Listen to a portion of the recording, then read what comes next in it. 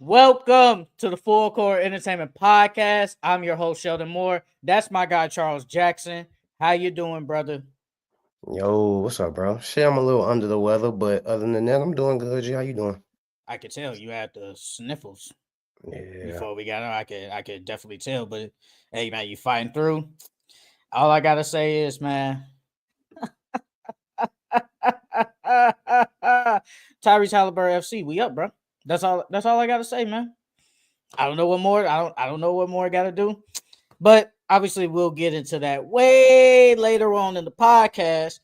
But to get started, I saw a trade on Instagram, and I want to ask you for your opinion on it. It's a three-team trade, and let's see if you like it or not. So the teams are the Golden State Warriors, the Brooklyn Nets, and the Charlotte Hornets. The Golden Oh, State Warriors receive Cam Johnson, Mark Williams, and Josh Okogie. The Nets damn. get the Nets get Jonathan Kuminga, Buddy Hield, a 2028 first round pick. The Hornets get Moses Mooney, Trace Jackson Davis, and a 2032 first round pick. That ain't bad, because I know the Hornets want to move on from Mark Williams, but me personally, I would keep Mark Williams because they need a big man for the future, you know. But for the Warriors, that's great for the Warriors. Oh, You I get thought it was Cam great. Johnson, a 3 and D, and you get Mark Williams, a decent big for y'all. Oh yeah, that's really good for the Warriors. That'll put Warriors back in title contention if you ask me. You have Steph, Jimmy, Cam Johnson, Draymond Green, Mark Williams, and you still keep AirPods on the bench. Yup, on the bench. Yup. And then they probably gonna re-sign Gary Payton, and they could pick up some other bench guys for the vet minimum. So, and you know, guys gonna want to go play for Golden State. So, yeah, that ain't bad for them at all. And then with the Nets, they get a young star in Kaminga. They get a 2028 first round pick. You still get Buddy Hield. Um, and then only thing with the Hornets the only ones losing out. I mean, yeah, you get Moses Moody. He's a decent player, but other than that, you ain't really getting nothing. You get Trace Jackson Davis. He could be your center. That ain't it, dog. He was playing center for the Warriors. Might as well play center for the Hornets. That ain't it. But yeah, man, I thought I was like I said, I thought the Warriors. I said, man, you back to in the West, and that's on paper at least. That's damn near top five team in the West Five. on Yep. paper. Yep. On paper, the Nets, you get a what we think of Kaminga, how you think of Kaminga, up and coming star. Hornets, I mean, you get Moses Mooney, whatever how you feel about him, and Trace Jackson Davis, you get younger players, but I mean, I don't think it works for them. But for the Warriors, I mean, you Yeah, that's moving great. up. You're moving Mm-hmm. up. So, I just started. I just saw that this morning. I was like, let me say this on the pod. But let's talk about these all NBA teams. The all NBA teams were revealed on Monday. So I'll just start from the first team, second team, and third team, and then we'll just react to from the first team, second team, third team. So on the first team, we got Shea Gilgeous-Alexander, Jason Tatum, Giannis Antetokounmpo, uh, Nikola Jokic, and Donovan Mitchell. For the second team, we had Jalen Brunson, Steph Curry, Anthony Edwards, LeBron James, Evan Mobley. For the third team, we got Cade Cunningham, Tyrese Halliburton, James Harden, Karl Anthony Towns, and Jalen Williams, aka J Dub. So, from your reaction from the first team, do you like it? Do you not like it? What's Yeah, I your think response? the first team we predicted the first team. We predicted all of those. So I didn't I predict expected Donovan that. Mitchell. Well, yeah, I I had had Donovan Cat. Mitchell in my first team. Yeah, In you my did. first team. You did. So yeah, I expected those guys to make the first team. I expected the four. Obviously, Shea, Jason Tatum, Giannis, Nicole, and Jokic. I knew those Mm, four. I think everybody knew those four was getting on there. It was just who yeah, was going to be that fifth. It was honestly, I think people had choices of say LeBron James could potentially get on there. I didn't think so, but people had LeBron. I think a lot of people had Anthony Edwards. I think yeah, yeah. that's what it was. Anthony Edwards, Donovan Mitchell, he played a role in there, and I think that was it. I think it was really between those three. But Donovan Mitchell, like I said it even when we talked about when we revealed our all NBA teams. I just didn't think that he played first team. But if I guess, and I think you said it at that time, the winning played a part. Yes, and I get it winning. Yes, they won 64 games. I think they won 64 games. I'm cool with that. Whatever. I just don't think how he played was first team, because if you know how some people, if you first team, that's top 5, but we know that's not true. But if you're on the first team, you basically like that's a top 10 player in the NBA. I don't think he played first team all NBA status. I just don't believe he played like that. But hey, well deserved. He got it. I have no problem with it. Now for the second team, obviously we had Donovan Mitchell, Anthony Edwards, LeBron James. I tweak it. I'm looking at mine, but not. So we had Jalen Brunson, Steph Curry, Anthony Edwards, LeBron James, and Evan Mobley. Do you have any problems with it, or do you like it? Oh, you said it was Jalen, Ant, Bron, Steph, and who was the last person? Evan Mobley. Evan Mobley. Yeah. I had Cat on my second team, and I had Steph on my third. I'm not mad at it because shit, I had most of them on that. Anyways. Yeah, I think all of them was deserving of the second team. Only person that could have got first team, like we said, was Ant. But other than that, yeah, I wasn't surprised about it. I'm not upset at LeBron. I'm not upset at Ant.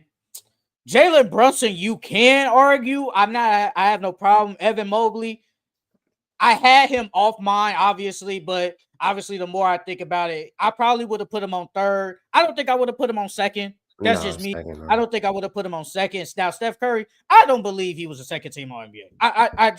I truly don't believe that. I don't think, obviously, we look at the other players. I don't think he played better than Cat. I damn near don't think he probably played better than Harden overall wise. Cade, I don't even think he played better than Cade, honestly. Like, you can argue it. I just don't believe he deserves second team. I thought Steph deserved at least the third team, not second team. And I think that was just go ahead. Go ahead. No, go ahead, finish. No, I was just gonna say, and I think that played a part in them playing great once Jimmy got there and his play uptick. But I still don't think, even with all that, he played second team All NBA. That's just my opinion. That's just me. Yeah, I was gonna say the same thing. I think that they gave it to him because once Jimmy came, that's when stuff started going crazy. Because before Jimmy got there, he wasn't even playing at an All NBA type of level, But once Jimmy got there, that's when he stepped it up. But yeah, Now with the third team, the last team, we got Cade Cunningham, Tyrese Halliburton, James Harden, Karl Anthony Towns, and Jalen Williams. Do you like it or do you hate it? well, I thought Tyrese had a down year. So I mean, he stepped it up. He's stepping it up in the playoffs right now. But for majority of the year, he had a down year. I would have preferred somebody like Sengun, who had a great year this year. Jaren Jackson, I had him on my third team. He was playing well this year, even though the Grizzlies really didn't do anything because he kept them afloat when Ja was out. I had J Dub on my list. And Harden. I didn't have Harden on my list. Harden played really well, but I don't think Harden played at an All NBA level. Do you think he did? Because like he played great. He kept the Clippers. He kept the Clippers Harden in playoff contention, but I wouldn't say he played at an All NBA type of level. Harden had, I think he averaged 20 and 10 with about 5 rebounds. You can argue. You can argue it because I had him. I had him in my. I think I had Harden in second team for me. Yeah, I did. I had Harden. Harden averaged 22. Well, he averaged 22, 6 rebounds, 8 assists. He shot 40% from the field, 34% from three. So it depends. Just James Harden, them getting the Clippers to the 5th seed. Yeah, the 5th seed. Does that play a part? Because I With no mean, he Kawhi. was with no Kawhi, that played a role, and I think he did play good. And I mean, for Sengun, you said Sengun. Mm-hmm. James Harden played better than him, but with Sengun, it's like the Rockets were second team. I mean, they were second team in the West, so it's like, you had to kind of pick between. So, if any, for me at least, I don't know if J Dub was an All NBA player. I'm not gonna cap. I don't think so. I know he played so good this year, but man, when you look at the the people like Sengun, you think he could probably play better than Sengun. I mean, I think for my honorable mentions, I had Tyler Hero, probably better. Devin Booker. I did have Tyrese, Mobley, and Garland. It's like how better did he play over those guys? I mean, Mm. I mean, J Dub played well. I think them getting the first seed that definitely helped too, because I think he upped his scoring from last year. he averaged 20. I know that. Let me see, Jalen Williams, boom. He averaged 20. Yeah, he averaged 21 this year. So I last mean, year he was he good. averaged 19. He averaged 19, 4, and 4, and then this year he's averaging 21, 5, and 5. You know, so he upped his stats a little bit, but I think them being first team, I think that played a big part. Shit, would you say Jaren Jackson played better than Harden? Because Jaren Jackson had a great Oh, season. Jaren Jackson, because I had Jaren Jackson. I had 22, 6 and 2. You can argue, like you can argue he low key probably did play better than James Harden. I was shocked he didn't make it. I was actually Yeah, shocked that I was shocked. yeah. Him and Sengun, because like I said, I think winning, like if you gonna put Donovan Mitchell on first team because of winning, you gotta at least get these like Sengun. He at least deserved to make an All NBA team this year. He got the Rockets to what, the number 2 seed. Yeah. So, and he was a big part of that. So you at least gotta put him on there. I think he deserved it over Steph. Who's Sengun? Yeah. Ooh. The whole season, Sengun was killing. I Steph think he only picked it up was. for the second half of the season. I think he was killing. Because so like for voters, it depends. So Steph averaged 24, 4 and 6, 44% from the field. I think this is 39% from the three. I think Sengun averaged like 19, 10, and I think 5, something around there. Yeah, 19, 10, and 5. Okay, so it's like to some, does that 19 like that 19? I don't think so for me at least. It's like he played great. He played great for the Rockets. They were the second seed. Steph Curry, I don't know. I don't know about Steph. I would, because if I had to look back, it's like, okay, if I did pick Sengun, who would I take out? I'll take I out don't know. I Harden. can't. I don't know. I don't know who to take out. Him with If Steph. anything, J-Dub. If anything, I'm not taking Tyrese out. I think Tyrese played great down the stretch. Like he played really good, like down the stretch. K, you're not taking out. Cat, you're not taking out. I think J-Dub is arguable. James is probably arguable. I don't know. I really don't know.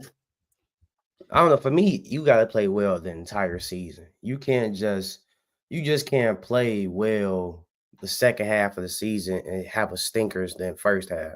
You know what I mean? I feel like the All NBA has to be, you play well the entire season and not just stretches of the season.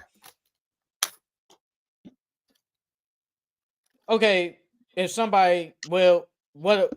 Not you, but does Sengun have a case over Mobley of making an All NBA team? Does he have a case? The Because Mobley how average. I know we know Mobley improved, but how much better did he improve this year over Sengun, who played better? I mean, not play better, but play good. I'm Well, I'll not say saying stat wise, Sengun had the better season because Mobley averaged 18, 9, and 3 assists, but he also averaged a block and a I steal. was about to So say that. so I don't know. If anything, I wouldn't say Sengun cleared Mobley. But I'll say that Sengun definitely played a little bit better than Mobley. Like I said, I think the team's success of Mobley is what got him to that second team. And then he was in contention for defensive player of the year. So it was like all right, I think that played a part of him being second team as well. But like if you gonna reward players for winning, you gotta reward Sengun. You have to.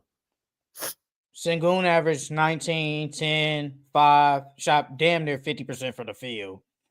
I already know he didn't shoot 3, so I'm not even looking at that. And he averaged a steal. He averaged 1 steal a game. I mean, you can argue. Is it crazy how now they only got one player, I think, on the defensive team, the Rockets. They didn't get an all NBA player. It's like, I don't get it. I don't know if it's because they were young. I think Sengun I think he had a case to make at least a third. I think he had a case. Halliburton saved us. Pacers. Hell yeah. We're going to get way more in depth on that, Francisco, man. We're going to get way more in depth, brother. We're trying to get all this other stuff out the way. But, all NBA, I'm not upset. It's going to be, some people going to question it. Some people going to love it. So I have no problem with it. For the most part, I think they got it right, though. For the most part. Besides, like, a couple of players, like 2 or 3 players, I think they got it right for the most part. The first team and second team, I think they got it right. I still don't think J-Dub deserves to be on there. I just, he's good, bro. I don't know, bro. I just don't think. If anything, and I don't think Donovan Mitchell was the first team All NBA. I don't believe that one bit. I don't. So I don't think J-Dub deserved to be on third team. I don't believe Donovan Mitchell was the first team. I think he was second team all the way. But first, I don't believe that. So now we also have the All NBA defensive team. We got Dyson Daniels, Lou Dort, Draymond Green, Evan Mobley, and Amen Thompson. For the second team, we have Toumani Camara, Rudy Gobert, Jaren Jackson, J-Dub, and Ivica Zubac. So with the first team, who do you like? Who do you not like? No, I think they got it right. I like it. I like the first and second team. I think it was right. Head on. Toumani Camara on there. He get the praise he deserves. Got the love. Yep. He got the love. Hey, some people might question Rudy Gobert. I know it's hindsight now because we looking at him. I know it's hindsight, but some people might question Rudy Gobert. Some people might question him. Who would you put over him? Who would you put in over him? What, Caruso? But Caruso. Hey, Caruso has a case. Like that, though. He ain't really played. He ain't played that much minutes this year. What he played? They saved that man for the playoffs. Let me see. I'm not looking at the playoffs. Let me go to the regular season. He only played 19 minutes. He barely missed it. He barely missed the threshold. He barely missed it because you got to play like 20 minutes. Yeah, G. So he would have had a chance. I think he could. Yeah. I think if he played 20 minutes, Caruso is amazing on the defensive end. He's amazing. He's amazing. Who else? Walker Kessler, maybe. But they team is but I'm the only players I can really think of. I'm looking. Well, Wemby would have been over there if he been hurt. Yeah, for sure. Yeah. Wemby would have been over there. Wemby.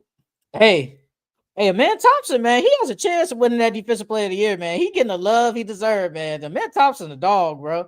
He's a dog. And also, what does it say about, I know we're going to talk about the Thunder and all that, but what does it mean for J-Lo to make an all-NBA team and an all-defensive team? We talking about his two-way abilities. They're going to have to pay that man more money now. He going to need more money now. Now he can go in there and say, look, I was a third all-NBA and a second team all-NBA. Let me see. When is this contract up? Didn't he just sign an extension? No, they in year 3. Bro, Chet and J-Dub are up for extensions. I think this summer, or it's either the next summer. They can sign the extensions. Because this is year. They're going there. This is year 3. It's next summer. They can sign extensions. Mm-hmm. Okay. Because he had a team option for this year and then next year. So they're gonna pick that shit up. But hey, if he gonna tell they ass, I need you to pay me. Because I made an all defensive team. Because what was it? Second? He made a second all defensive team, right? And then third all NBA? Yeah, bro. They gonna have to pay him. And he was an all-star this year, too. Yeah, they gonna have to pay him, bro. They gonna have to pay him. What you think he worth? If they win the championship, too, what you think he worth? Ooh, at least 30. At 30 least a 30. year? At least 30. 30 a year for 30 a year for J-Dub? Yeah, I mean, this is he in his third year. He made an all-star, an Yeah. all-NBA, and an all-defensive. How could you not play him 30? It's players that's getting 30 who don't even deserve it. And that ain't did nothing that he did. Who get 30 now that don't deserve? Who getting 30? I'm trying to think who getting 30.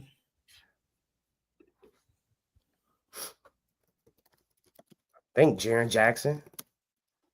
No, I don't know. Is Jaren Jackson getting 30? Man, he could have got like 50 if he would have made all NBA. He would have got 50. Deep down, you think the Grizzlies happy about that? No. You don't think so? Jalen Johnson's getting 30 mil a year. Andrew Wiggins is getting 30 mil a He better than year. Wiggins. He better than Wiggins. Derek White's getting 30. Derek White deserves that though. I think Jalen Johnson is a good player. I think he's a good player. Jake, he ain't got the accomplishments J-Dub got though. That's true. Yeah, and look at the team. I'm not saying he a bad player. I'm just saying. No, I know you ain't say that. Yeah, but and then look at the team he on that. The Hawks. It's like, come on. And this man's on the Thunder. Well, there's a bunch of players, G. Let me see. PG. He played better than PG this year. PG getting 49. Bradley Beal getting 50. Rudy Gobert getting 43. Fred VanVleet getting 40. Hey. Laurie getting 40. Damn, Laurie getting 40? Oh, damn. I know Laurie getting 40. OG getting 36. I mean, OG's played well this year. Michael Porter's getting 35. He better than Michael Porter. Jamal Murray's getting 36. Brandon Ingram's getting 36. Hey, Brandon Ingram, I don't know. I don't know about Brandon Ingram. DeAndre Ayton, Desmond Bain, Emmanuel Quickly, CJ McCollum. He better than all them. Jeremy Grant. He better than him. Chris Middleton. Clear as him.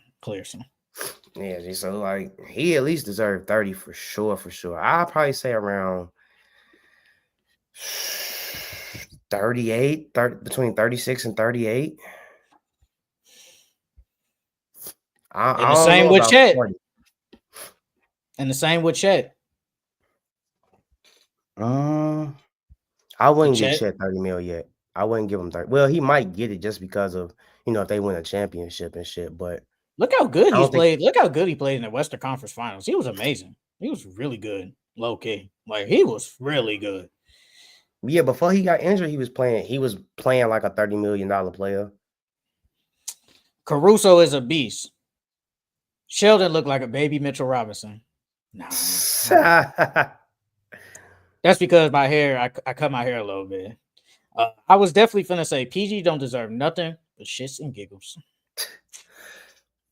No, wait, I'm gonna come back to this. I want to come back to this. Damn, brother, we know you coughing. You need to turn your webcam off, and we. Hey, brother, you need to stop the cam when you do that. But I do want to come back. You think the Grizzlies you think they're not happy that he didn't make it? Because then they would have to pay him like almost $50 million a year. No, I think they are happy that he made it. Because he didn't make it. He didn't. No, all NBA. I'm talking about all NBA. Yeah, I think they happy that Jaren Jackson didn't make it. Because if they would have made it, they would have to pay him more money. That's what I was asking. He's not worth no 50 mil. And it would have messed up their roster construction because then you gotta pay him because then you would have had to pay him, and then if you don't want to pay him, then you damn near gotta trade him. But it's like if you do pay him, how can you build the roster? Even though the roster is the Grizzlies are, I don't know, like the Grizzlies are stuck in the middle. They're not bad, but they're not like super good to go far in the playoffs. So I don't know, like what they're like. They're stuck in the middle. They're mid. The Grizzlies are mid. That best year that they had was that year when they had Steven Adams and they whatchamacallit. I think they went to the second round. But I think that was like and they lost to the Warriors. That was their best year. That was their best year. That was the best chance they had right there. I think that was 22. I think that was 22. Who they would have faced in the conference finals? Because who did the Warriors? Oh, they would have faced the Mavericks. The Mavericks won that year. Ooh, could they beat? Could They they wasn't beat the beating. Mavericks? They wasn't beating the Mavericks. They wasn't beating the Mavericks. They wasn't beating Ooh, them. Luka would have been too much for them. Luca, because that was when they had Luca, Spencer Dinwiddie, Jalen Brunson was coming off the bench still. Who else? Dorian Finney-Smith was on that team. Oh, who else was on that team? Porzingis, right? Was Porzingis No, still there? Porzingis was gone. He was gone. Was he there? Actually, or unless he was hurt. Was he there? I I don't think he know. was hurt. I think he was hurt, Jay. Let me see. That was you said 2022, right? Yeah, that's because that's when the Warriors won the championship. Was he on that team? Ooh, would they be in the? I don't know, the Mavericks. 2022. No, they traded him. I think they traded him that year. They traded him because they traded him for Spencer Dinwiddie and them. He was gone. Yeah, that's the year that they won 52 games, right? That was 21-22. Yes. So Team roster, boom. Yeah, Porzingis was on there. so they must have traded him in the summertime. Man. Yeah, it was Porzingis, Tim Hardaway, Dorian Finney-Smith, Josh Green, Luka, Spencer Dinwiddie, Willie Cauley-Stein, Jalen Brunson, Batons, Trey Burke, Maxi No, Kleber. Porzingis went on this team because they were starting Jalen Brunson, Luka, Dwight Powell, Reggie Bullock, and Dorian Finney-Smith. I'm looking at the roster right now, Jay. That was 21-22. The next year he wasn't on there. 22-23. But they traded him for Spencer Dinwiddie though. He wasn't on that team. He wasn't on there. He wasn't. Because if you go to ESPN and then if you go to like Steph Curry like stats, his game log, and then just go to 21-22, he's not on that team. Because I remember they traded him for like Spencer Dinwiddie and some other person. They traded him for some other person.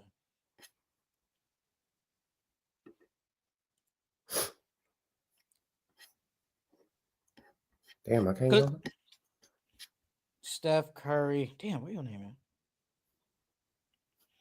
is?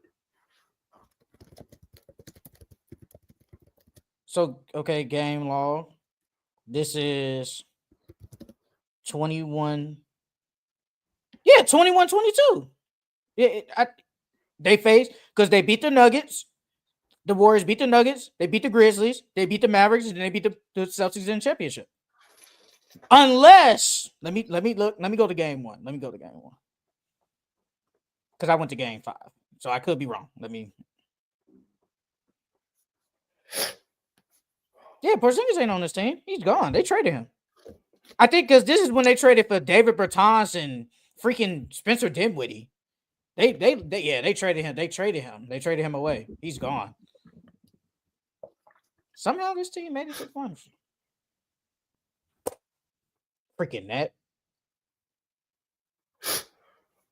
But now though, yeah, the defensive teams, I think they did get them right. So, congratulations to them. Congratulations to the all NBA teams. You guys deserved it. Okay, so we had a topic for last week, didn't talk about it. So I want to talk about these dynasties, right? We're going into year 7. They said this is the NBA record. This is the 7th team in a row that we will get a new champion this year. The Raptors won in 2019. The Lakers won in 2020. The Bucks won in 21. The Warriors won in 22. Nuggets won in 23.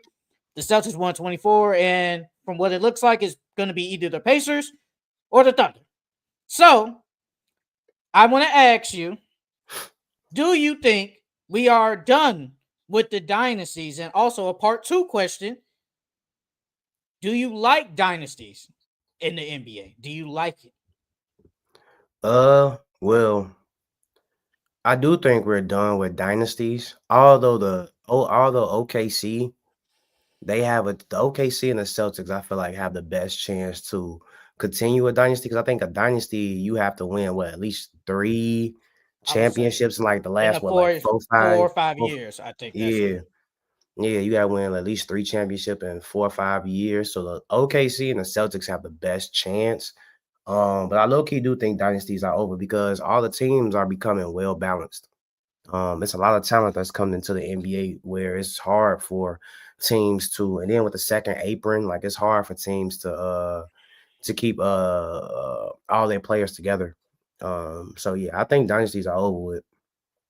And Do I you do like like Dynasty though. No, I like them because it shows that that the teams that are winning, they are adapting every single year, and that they're the best team in the NBA. You can't get mad at a team because they winning every single year. That's what they supposed to do.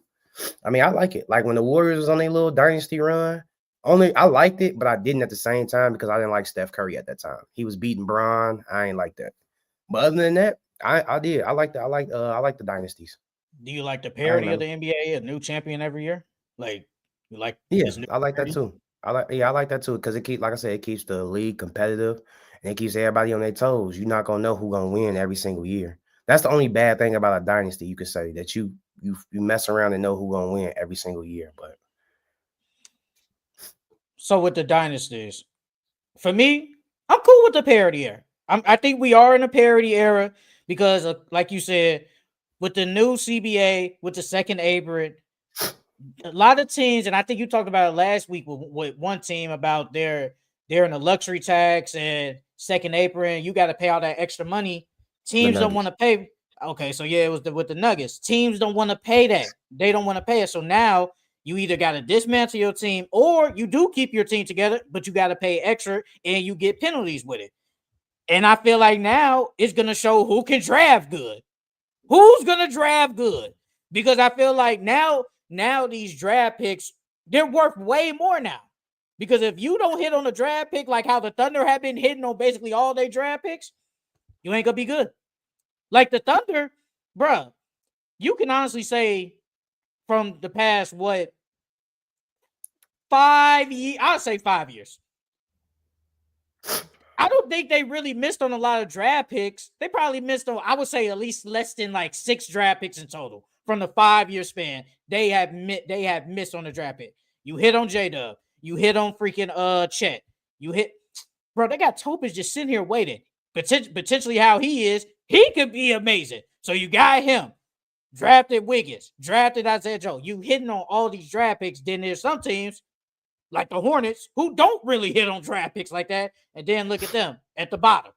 So now it's like, now you got to hit on all your draft picks. So them draft picks is worth more than them second round picks, them first round picks. All that means something. And with dynasties, with dynasties, I'm cool with it. It gives us something to talk about. Like, because I can't pronounce his name. I know it's Allen, but he was on ESPN, like I think it was like a couple of weeks ago. He said he likes the dynasties because he likes somebody being on the mountaintop, and he likes that mm, people they're hunting for you. He likes that. Oh, like with the Chiefs, right? The Chiefs were on the mountaintop, and then everybody was hunting for the Chiefs. He said he likes that teams be hunting for them, like with the Lakers. They're hunting for the Lakers.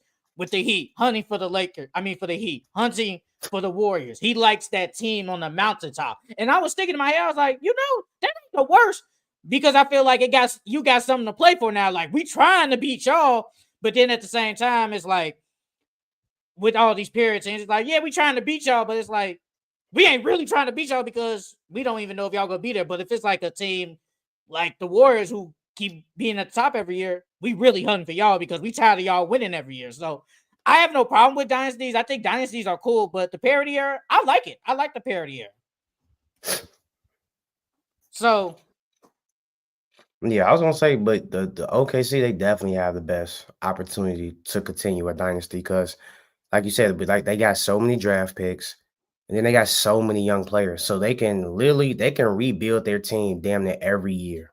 You feel me? To adapt because they can like even if they win this year, I think they still trading some of those players because you got too many guys on that team that deserve to play and that need to play, and then you got so many pieces that you can trade and get something back. So like you said, Topic, he hasn't even played all year, and he mess around finna get a championship, and then they probably going because you're gonna have to pay.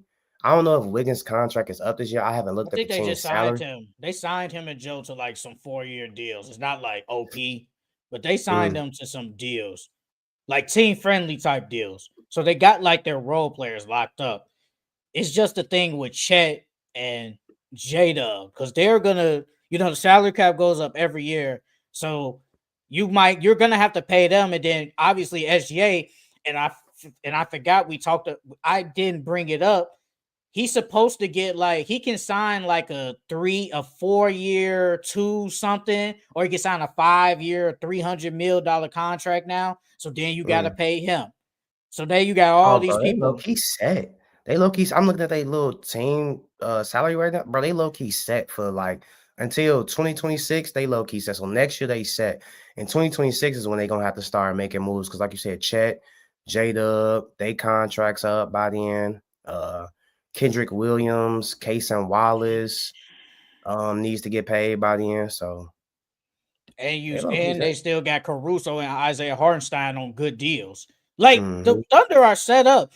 So okay, so Shea is on a 179, a 5-year 179 contract right now. Since he won the MVP, All NBA, and all that stuff, he's eligible to sign this summer, 4 years, 293, or he can wait till next summer and sign 5 for 380.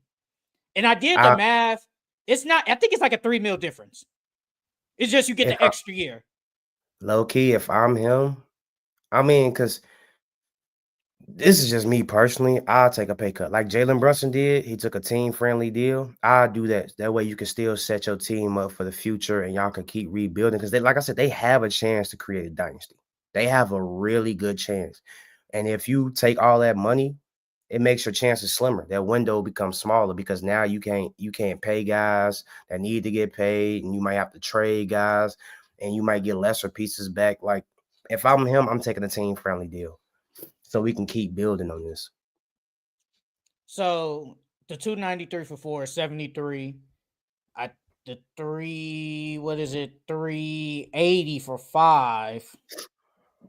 Like I said, I think it's like 380 divided by 5 is 76. So it's literally a 3 mil difference. It's like, what's the difference? If he does take that, I'm taking the 4 years. The only reason is I'm getting the money right here, and then you never know what can happen. Get injured, career ending injury, knock on wood. You never know. So I want that security right now as we speak.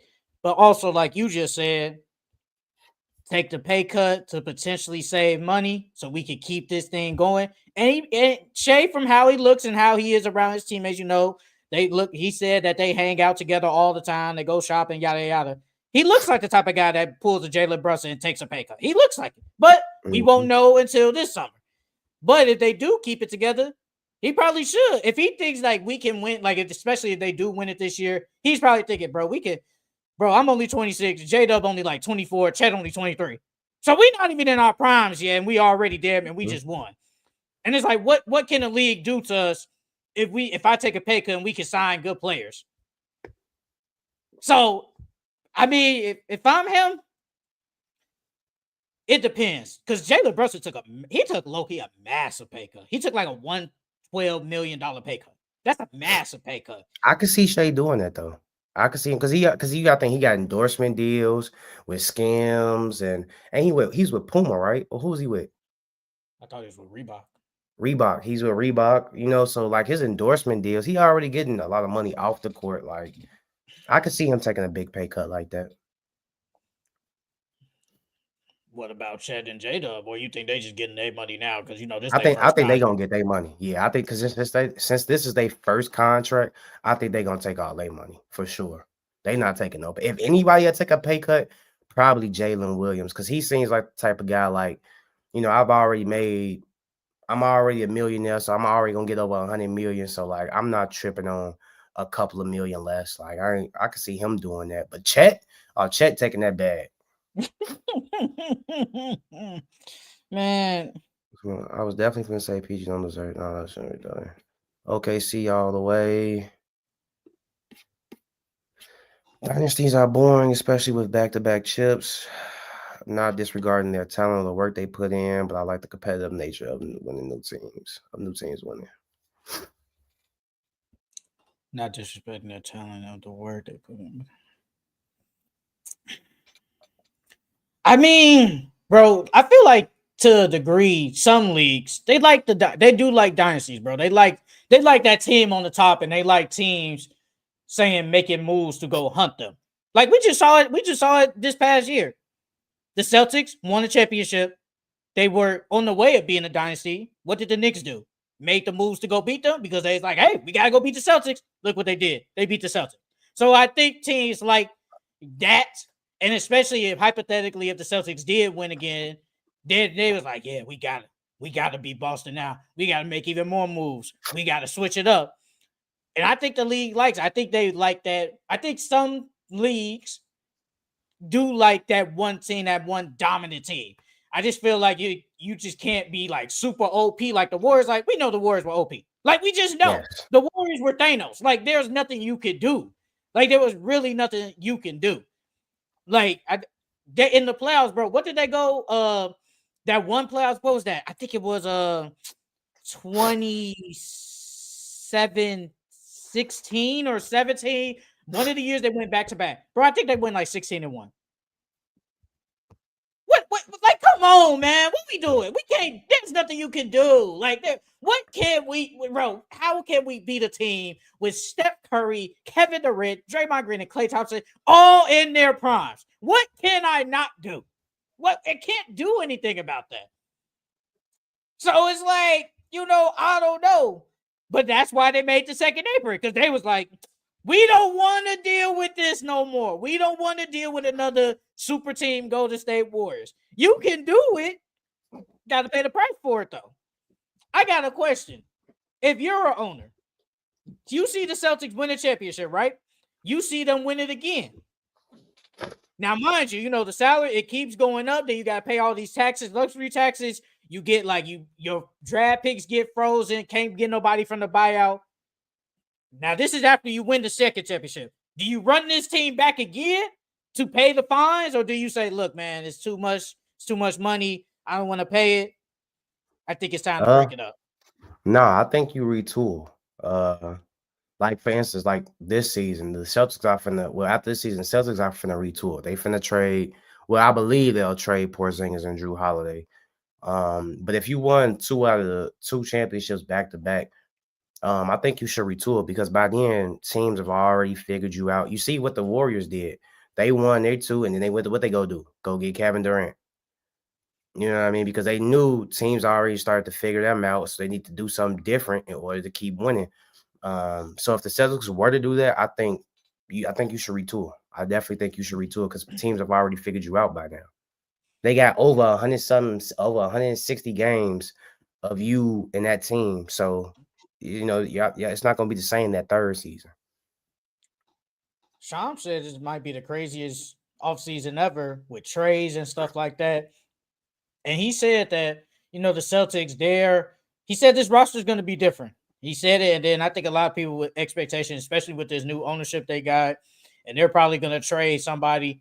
And he brought up basically everybody's name. He did say Jason Tatum, but he's hurt, so it's like, what can he do for you now? And they did bring up Jaylen Brown. And the thing is, it's like, can you get something back for him decent enough for you to be like, okay, we're going to be okay next year, but then the next year, that's when Jason Tatum comes back. We could be good because we all hear about the Drew Holiday. I don't know if you heard. They said the Mavericks are looking into him. We got Porzingis news, so it's like Al Horford is a free agent. So it's like that Celtics team is gonna be different. It's gonna be a totally different team. I don't know what they're gonna do. I think they're probably just gonna be probably below average. But I think you answered already. Do you think about potentially trading Jaylen Brown, or unless the right offer comes to you? Yeah, okay. Unless the right offer comes, then yeah. But no, I'm not trading Jaylen Brown. I think you need to keep him and Jason Tatum together as long as you can. That's your core. You need to keep them together. They said he got a partial torn meniscus now, and then they said he's thinking about his options. And they said if he gets like not the full surgery, I guess, like the full repair surgery, I think it takes like some weeks or something. But if he gets the full repair surgery, it said it can knock him out for like 4 to 6 months. So it's like, like if your management, you good want him to get healthy, but it's like 4 to 6 months isn't the worst. I was gonna say, like, because if he, I think, well, I don't know what they draft picks are looking like. I would have to look, but if they got an unprotected draft pick for next year, I could see him telling him, I could see the Celtics telling him, hey, take that surgery, and they're gonna be butt. So now they get a top lottery pick. And if they get a top lottery pick next year, more than likely either the Celtics, unless they see a player that they really like, they can flip it and they can get another decent player back. Let me look real quick. Draft picks next year. Because we know they're 2026. not winning. They're not winning next year. No, they do. They got an unprotected. They got their own first round pick next year. They got their own Oh first round yeah. pick. So I tell Jaylen Brown, because we know we're not winning. We know we're not going far next year. So I'm telling Jaylen Brown, hey, take that surgery, take them 4 to 6 months, if not longer, to help with your recovery. And if the Celtics are butt next year, they get a top lottery pick. You know, like that year that with the Spurs when they got Tim Duncan. They had a great team, but everybody was injured. And so they got a top lottery pick. They got a number 1 pick, got Tim Duncan. So I can see the Celtics doing the same thing. Jaylen Brown, hey, take a seat. We're going to be butt next year. Get a top lottery pick, flip it, or draft a player that we like and keep it moving. So a trimming of the torn meniscus, generally the shorter recovery time is 4 to 6 weeks, like I said. Then the full repair 3 to 6 months. So we are in, and if he thinks about it, so we in June. He probably won't make a decision to probably like mid-June, late June. So hypothetically speaking, we got July, August, September, October, November, December. That's when he could come back. Mm-hmm. And by then, we don't even know what. Yeah, I'm saying that's just recovery. He still got to go through physical PT and getting back in basketball shape. So we looking at least 7 to 8 months for real. And by that time, we don't even know what the Celtics are. Like Exactly. Your best player is gonna be Derek White. Mm-hmm. That's gonna be a good fantasy player to pick up. But I say just take the surgery, dog. Yeah. Get a high draft pick, flip that pick, or draft a player. Then the Celtics, then the next year, they'll be back. Be good. Yeah, they'll be good. They will definitely be back. How do you like Drew Holiday on the Mavericks?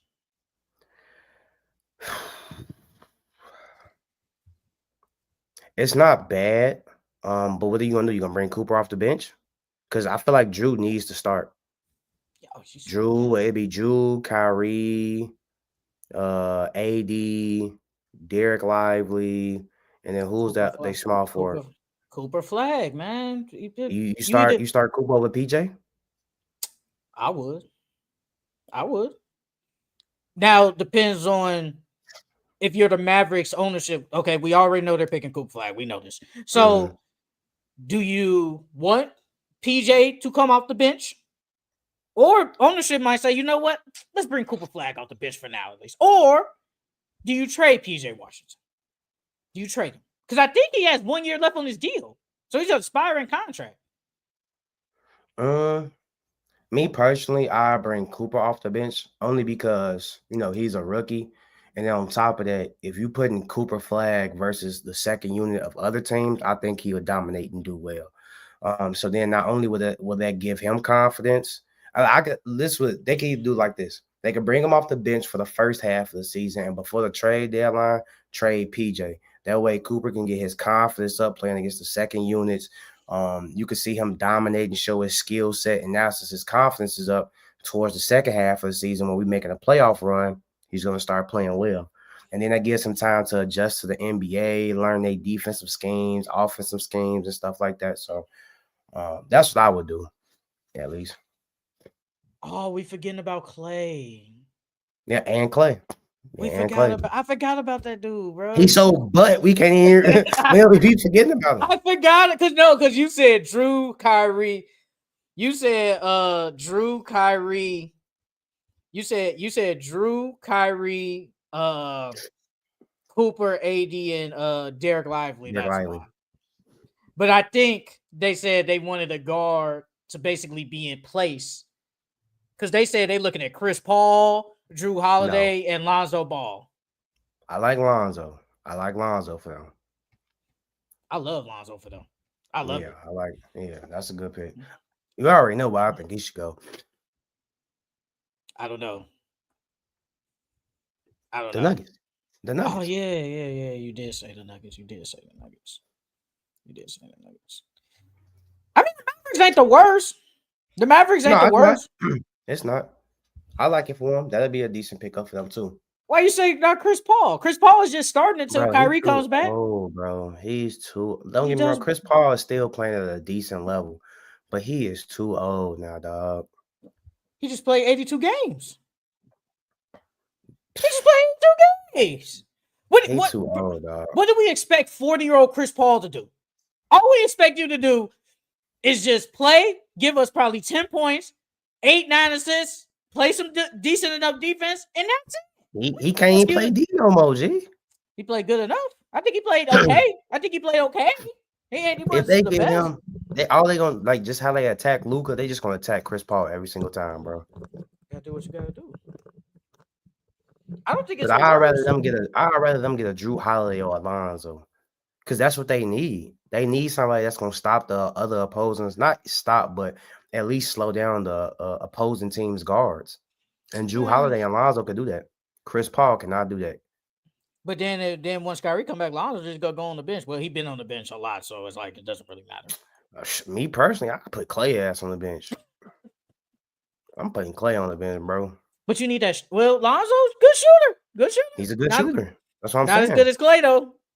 As good as Clay. Are we sure about that? The Clay the last 2-3 years, man. I can't even count this year. What did Lonzo shoot the year he didn't get hurt?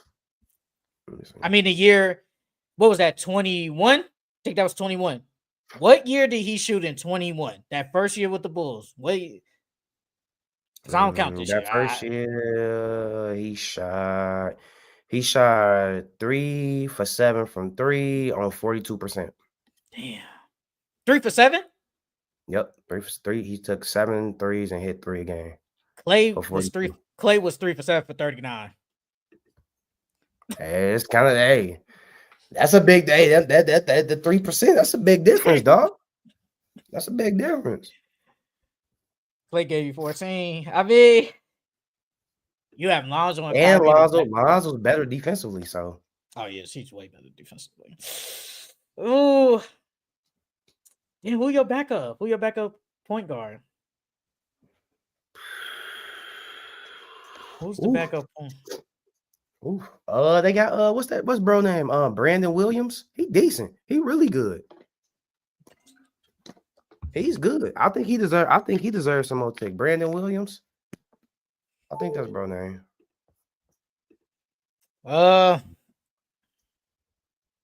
If I had to choose, be either Drew Holiday, Lonzo, Chris Paul.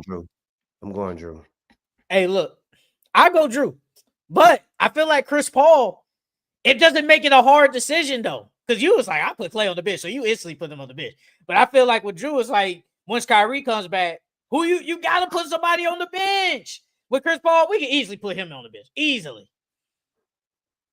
I'm just saying. Me personally, I think you start Drew. If you get Drew Alonzo, you start them regardless because you need a defensive point guard in that lineup. You know what I mean? Because Kyrie trying to guard the opposing player's best guard. No, we don't want that. Or Clay trying to guard the other team's opposing best guard. We don't want that either. Clay getting cooked. He is not the same defense. He can guard like small forwards, but like guards, he cannot guard guards anymore. Not no more. He don't move his feet as well no more. Damn. You don't fuck with Clay. Clay's a role player now, bro. He's a role player now. Damn, Clay. You fell off. You falling off, brother. I feel like Clay deserves at least like 25 minutes a game now. 25, 27 minutes a game. How much he played this year? He averaged probably like 30. Oh, 30? Clay average. Ooh. 27. So he played about 27. That's a right amount. Right about that. 27. But I want to talk about are we officially in a new era of the NBA? Because we know LeBron got kicked out the playoffs in the first round. Steph Curry, even though he was hurt, got kicked out in the second round. Kevin Durant didn't even make the playoffs. Now we're seeing the era of Jason Tatum. He won. We're seeing Shea. We're seeing Tyrese. We're even seeing Ant. Do you think we are officially in a new era of the NBA now, and the old era is no more? Yeah, Jay. The old era is done. They probably got about 1, 2 more years left, and then it's gonna be the new school era after that. But right now, we're definitely entering into the new school era. Because when I was thinking of this, I was like, it was a picture on ESPN, and it was a cold picture. It showed like the old era, the middle era, and the new era. And I'm gonna just name some guys. Like the middle era had like Shea, Tatum. I think they're in the new era, so I put them in there. I don't think they're in the middle era, but like the middle era is like Devin Booker, Embiid, Jokic, Giannis. They put Bam in here for some reason. Trey Young, Jalen Brunson, Donovan Mitchell, De'Aaron Fox, Jalen Brown. They put them. If you want to put Jason Tatum in there, I'm cool. But I think Shea and like Luca, I think they're in the new era. I do think they're in the Mhm. new era. And with the new era, you got Wemby, Ant, Ja, Cade, LaMelo, Chet, Tyrese, Jada, Zion, Paulo. Like that's the new era. And it's like Yeah, the we new in a era new era. has been I think it has kind of taken over like the NBA now, like the old guys like Kyrie, James Harden, Westbrook, Paul George, Kawhi. I think they're done with. I truly think they're done with. And the thing is, with the middle era, the only guy that's really winning recently has been Jokic, somewhat to a degree. He's the only one that's been winning. Embiid hasn't won anything. Giannis won in 21. Jokic won in 23, but no one really hasn't won nothing in that era. But in the middle era, we keep seeing every year that somebody new is making it far in the playoffs, and they're basically taking over the NBA. Yeah, you better respect Tyrese Halliburton, man. He in that new era, brother. He in that new era. We got to talk about it in a minute, man. But yes, I feel like Anthony Edwards. I don't. Ja. Wemby, we definitely in that era, bro. We in that era. Wemby and Ant. I think they will be the faces. And Paulo, I think those guys will be the faces of the new era, in my opinion. In my opinion. Can't forget about my boy Cade. You think Kane can be a face of like the new era? You think he can? Yeah. I'm just If he asking. keeps winning, yeah. What about LaMelo? No. Well, I take that back. He could, but he got to get his team together. They got to get that team together. Because LaMelo has the popularity, he has the fan votes, he has the talent. He has everything. It's just his teams he hasn't correlated that to winning. What about Ja? Nah, Or is it or Ja is it just, closes or is up. it just done with? Yeah, it's done with, bro. It's He done with. had his He had his chance. opportunity. Yeah, he had his chance and he blew it. Zion, is it over He with? blew it too. Yeah, he blew. Well, no. If Zion comes back healthy and killing, he gonna be right back in the conversation. But he gotta stay healthy. That man can't even play 40 games a year. Well, he didn't do it this year. It's every other year. So this year he gonna play. He gonna play like 70. He gonna play I 70. hope. I hope. I know we talked about the face of the league, bro. I'm tired of like these TV shows just trying to force it on Anthony Edwards. I'm tired of it, bro.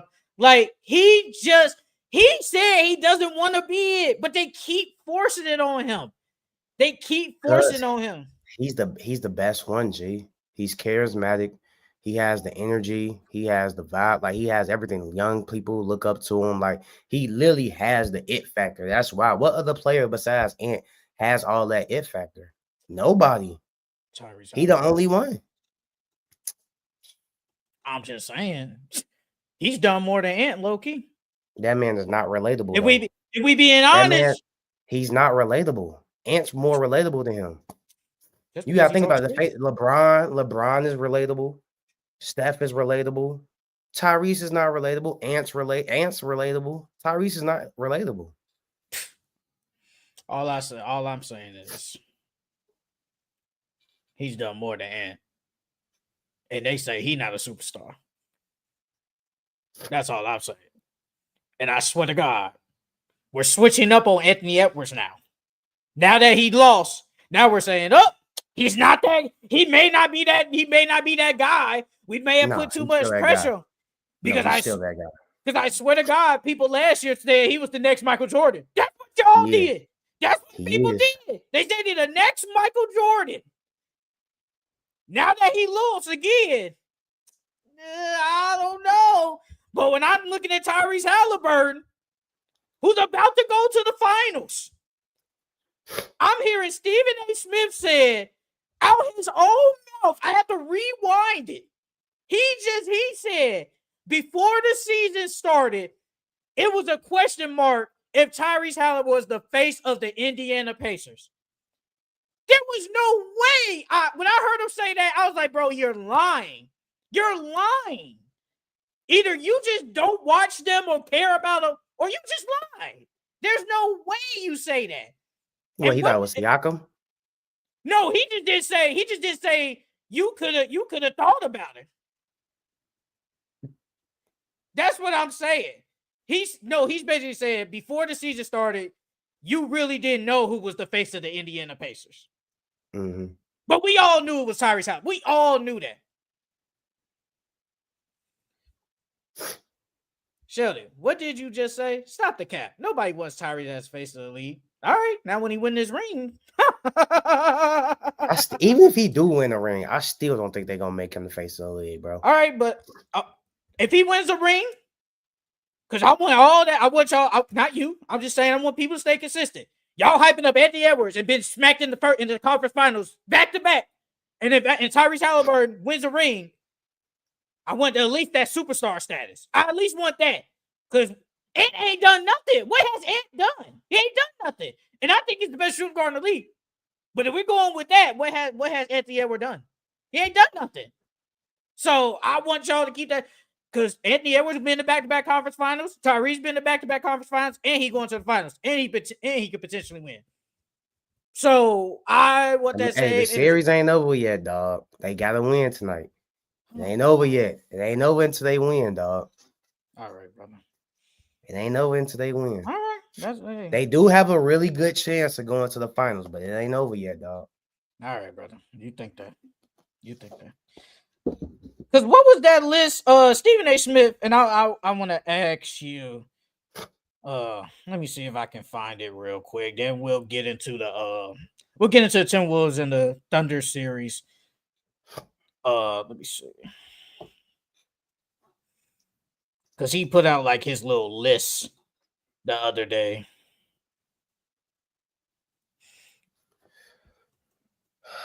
What's Mo say? Look at JT. You can have all the talent and it don't get you. And you don't got that it factor, then you just don't have it. Yeah. No, people just hate on JT. They just hate on him. They just hate bro on him. Bro ain't got the it factor, G. He ain't got it. They just hate on him. He ain't got it, G. They just hate on him. It, bro. Again, you got to have the it factor and win. At least I can say JT damn near to a. He may not have the it factor like Ant, bro. The man is a handsome, light-skinned, tall guy. What it factor do you need? He hoop. What? Come on, man. I feel like you can't relate to, like, when you face the NBA, you have to be relatable. You have to be charismatic. You have to be all that. You have to have the talent. You have to win. You have to have all those factors. Jason Tatum isn't really a charismatic guy. He's not really relatable. You know what I mean? Like, I don't know. I feel like any average person can relate to Anthony Edwards, bro. Just talking shit.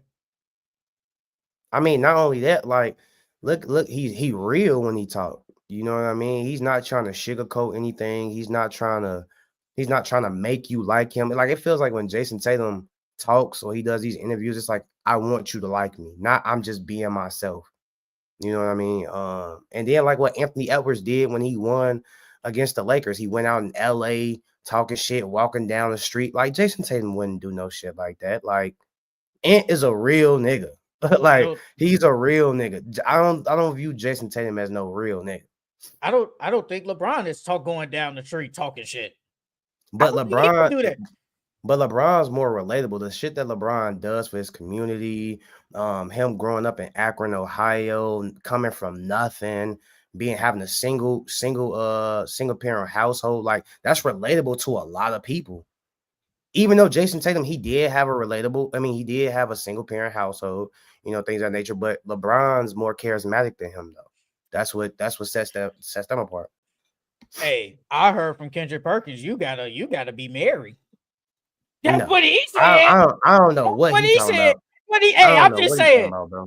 I don't know what he talking about.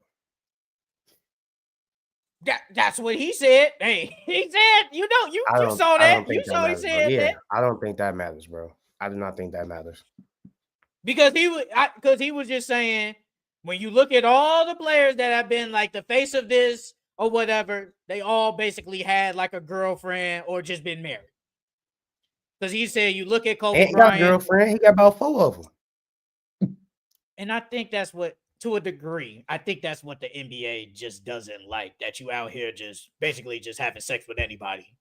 And you basically, Hey, man, to some people have a broken home, which he has made broken homes. And he said it himself. He doesn't care about a kid. He said it himself. So he's done that. And to the NBA, that doesn't look the greatest. Like to some. You say you don't care. So it is what it is. But to some people, that just don't look good. That just don't look good on some. But you say you look at Steph Curry, wife. LeBron, wife. Kobe, wife. Stuff like that. That's what Kendrick Perkins said. And then But think about it, bro. And inspires kids. I don't really see Jason Tatum inspiring kids or kids saying they want to be like Jason Tatum. I don't see kids saying they want to be like Tyrese Halliburton. I see a lot of kids look up to Anthony Edwards and want to be like Anthony Edwards. You know what I mean? So it's levels to it, bro. And gotta win. Gotta win. But after I read this list, we'll go into it. So Stephen A. Smith said top 5 face of the league character, whatever this is. Okay, it's blurry. He had Tyrese number 1, Luka 2, Anthony Edwards 3, Shea 4, Jason Tatum 5. Wait, who was 1? Tyrese. Tyrese, Luka, Anthony Edwards, Shea, and Jason Tatum. And these are for the face of the league. Top 5 faces of the league, I guess, in his opinion. No, I don't agree with that list. I don't agree with that at all. Well, top 5 faces of the league candidates. Because he ain't got Paulo in there. I even say Victor. I'll throw Victor in there. He ain't got neither one of them in there. I'll put Vic in there. I'll put Vic in there. Only thing related about Tyrese to these men out here is the love for snow. I don't care. I don't care what he loves. Pacers, hell yeah.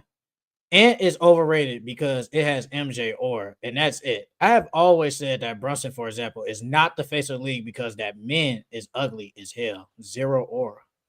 By the way, all of this is pointless because Wemby is coming, and he's going to be the face of the league either way. Yeah, bro. Like, that nigga Wemby, man. Oh, my God.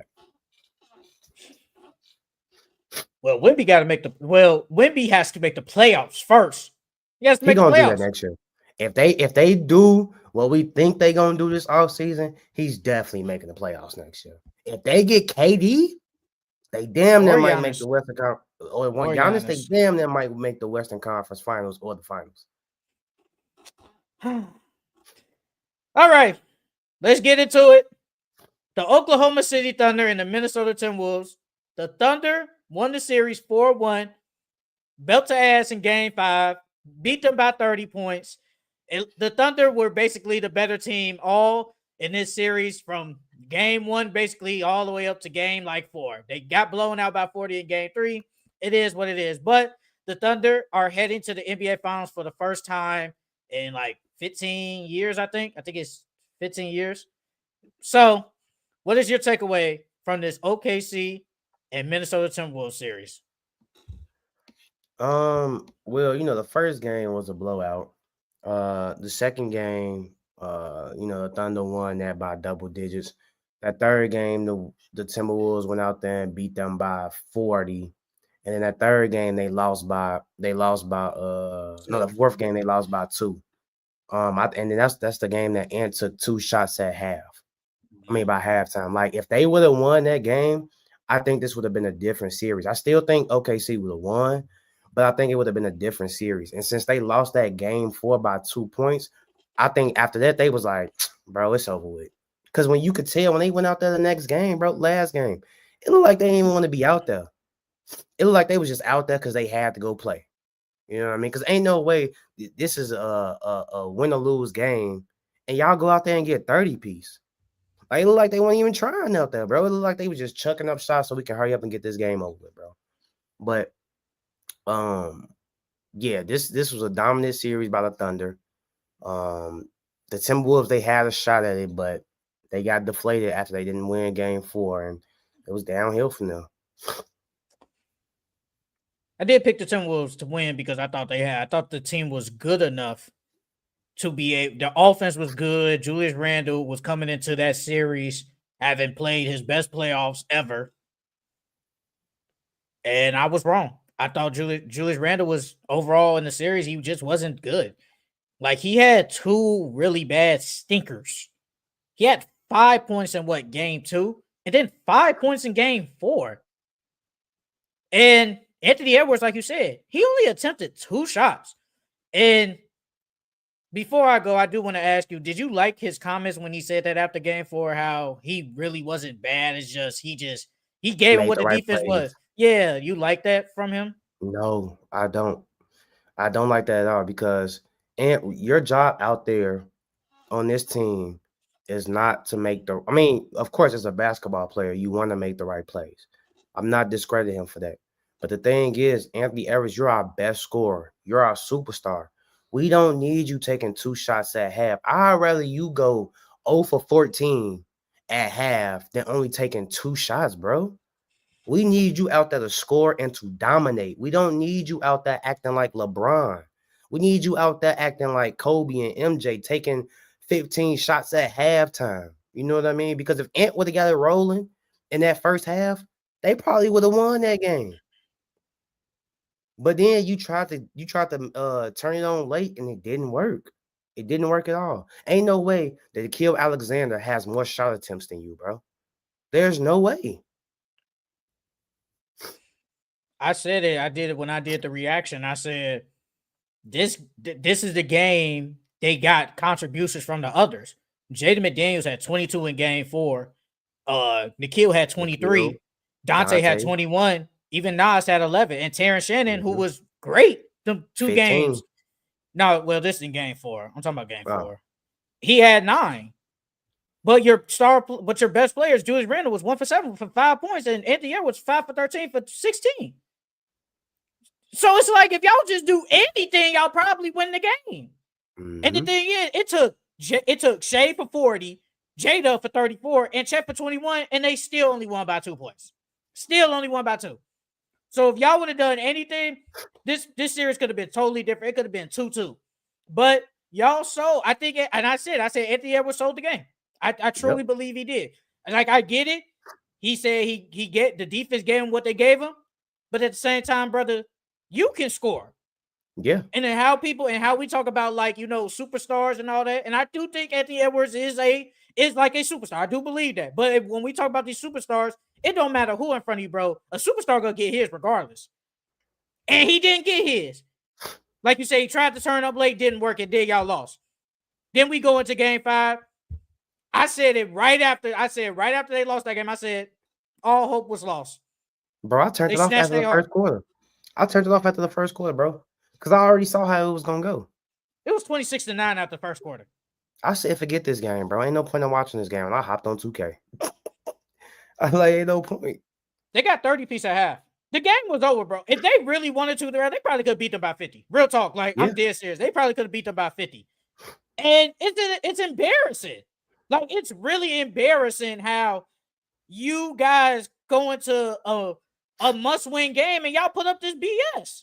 Bro, it was a 7 for 18 for 90 points. He's a minus 29 on the court. Brother, I get it. OKC got damn near the greatest defense ever. But come on, man. Y'all can't be getting beat down like this. Bro, what was that stat? Bro, it said they had 14 field goals and 14 turnovers. How is that possible? Damn. Like, come on, man. Yeah, no, I'm looking. Okay, so in the first half, the Thunder forced 14 turnovers, and they only allowed 12 field goals on them in the first half. Come on, man. We got to do better. We got to do better. And like you said, bro, they only went there because if they could have forfeited the game, they damn near could have forfeited. Real talk. Yeah. Real talk. Yeah. They had no choice but to go out there and hoop. Because I'm disappointed. I'm truly disappointed, bro. And I remember when I was like, man, we gonna start seeing Anthony Edwards and Shea multiple times in the playoffs going against each other. Man, this is gonna look like this, bro. Shea always gonna win. This is embarrassing.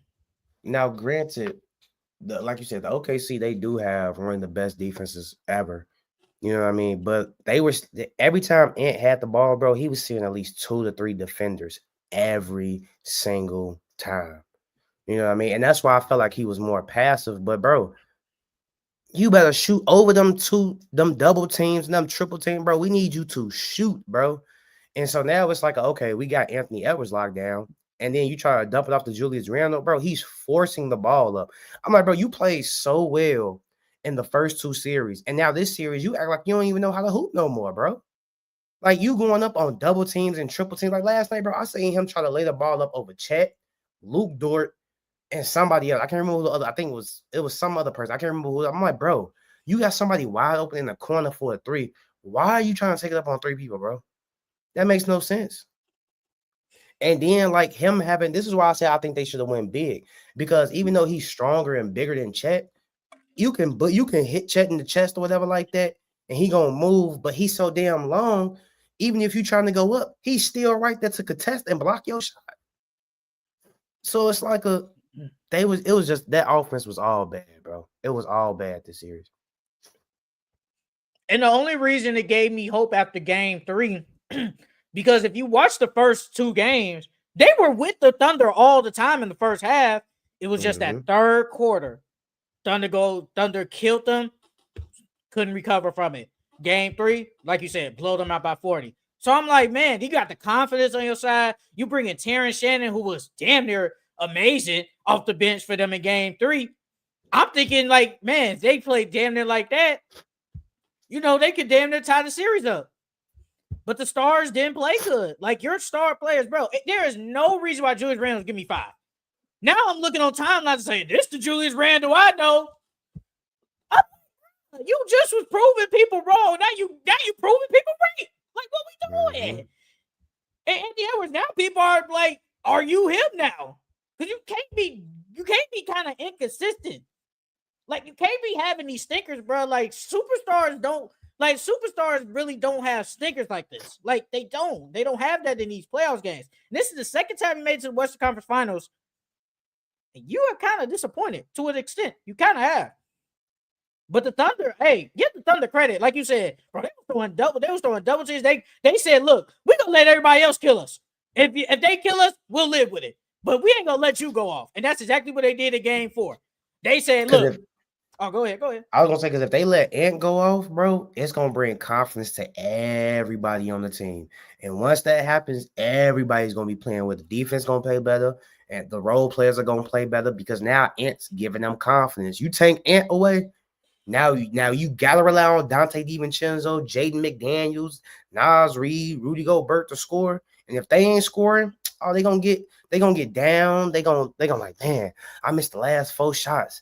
I don't want to take this next shot. They're going to be hesitant, all type of shit. So, yeah. My takeaway, the Wolves were an excellent team last season. This season, they were way worse. Yeah, Randall was not cat. So, against the Lakers, they were very, very good. Continue. Yeah, but then a Warriors team without Curry, they were lucky. That series versus OKC happened. What should have happened? This team is worse than last year. The Cat Randall trade is clear since last November. The Knicks run in the playoffs is miles better than the Wolves run. I can't tell because the Knicks damn near can lose tonight. I can't tell. Because it was at one point it was supposed to be a win-win-win, and everybody was rooting for Knicks T-Wolves finals because it would have had the storylines. But I mean, it looks like the Knicks might lose tonight, so I don't know. And me personally, I don't think if Cat was there, they probably would have beaten Thunder. I don't know. I really don't know, but it doesn't look like it, bro. I think it would have been better. I think it would have been better than this, though. The Thunder, man, bro, the Thunder been the best team all year, and they'll show why. That defense is too good, bro. When you got so many people you can throw at them, bro, they damn near got like 5 defenders on the court at all times. So it's like, what can you do? You can't hunt nobody because they all good. You can't hunt nobody. When they throw Caruso out there, Case and Wallace, you got Shea, J-Dub, Chet protected the rim. Bro, it's like, what can you do? There's nothing you can do with this team. And they were just a better team. Now, how does this look about the Nuggets now? I mean, we ain't really talking about them, but how does it look about the Nuggets? The Nuggets took them to 7. Then the Timberwolves come in, and they was getting built ass. And the Nuggets had a whole bunch of injuries. So now they took them to 7. With just Jokic, a one-arm Michael Porter Jr., and somewhat Jamal Murray and Aaron Gordon. But y'all was healthy. So it's like, come on. But I mean, the difference is between the Nuggets and the T-Wolves. The Nuggets had a lot of scorers. They had Aaron Gordon scoring. Even though Michael Porter Jr. was hurt, he could still score. Got Jamal Murray, got Jokic. Christian Braun was playing good that series. The T-Wolves, outside of Ant and Randall, for real, what other scores do they really have? It's Randall. Well, it's Randall, really. Dante is supposed to be like that little 15-point per game score off the bench. Nas he wasn't that. Supposed to be 15. Nas was bad. Nas didn't do nothing. Nas didn't do nothing. He was bad. Yeah. He was bad. Man, Sheldon, if Cat were on the Wolves, they get better. Randall on the Knicks, and they lose to the Pistons. I just saw Cat on the Timberwolves. We just saw it last year, and they got beat by the Mavericks.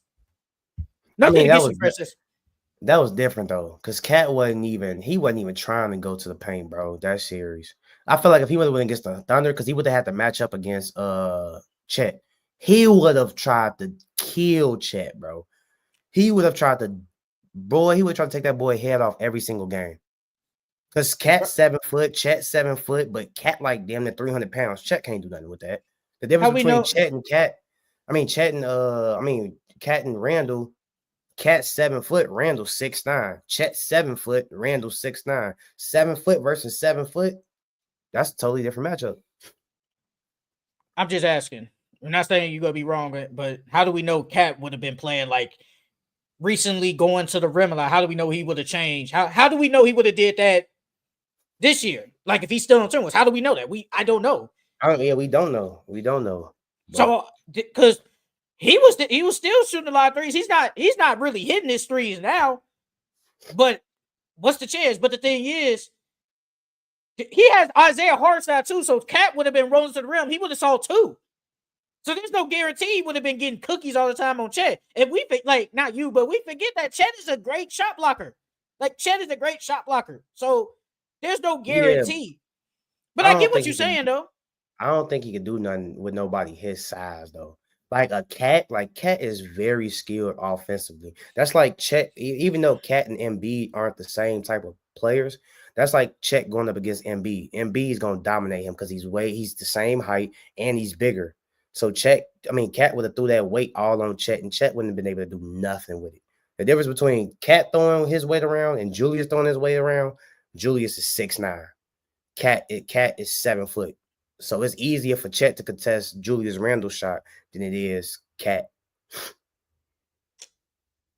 So, since the Thunder won, and congratulations, Shea, getting that Western Conference Finals MVP. You deserved it, brother. It was about to ask. But since the Timberwolves are eliminated, what's next for the Minnesota Timberwolves this offseason? What do they need to do to basically get over the hump? They went to the conference finals 2 years in a row and have yet to get over the hump. What do they need to do to get better and to get to potentially a finals? They need another dynamic scorer, bro. That's what they were missing. This entire playoffs showed that they were missing a dynamic scorer. Like that first series, well, every series, every team sent elite they made Ant look at least 2 to 3 defenders every single time he touched the ball. But the difference was the first 2 series, Julius Randle showed up. That last series, when you cut Anthony Edwards off and Julius Randle was having a bad series, who else can y'all go to get a bucket? So they need another dynamic scorer. I say somebody like a Norman Powell would have been good for them this series, or like a Anthony Simons would have been good for them this series, or like a Ben Mathurin, somebody that can go out there and go get their own bucket that can go get their own bucket. And that's what they were missing. I think I said this like I think it was like a couple of years ago, or was it last year?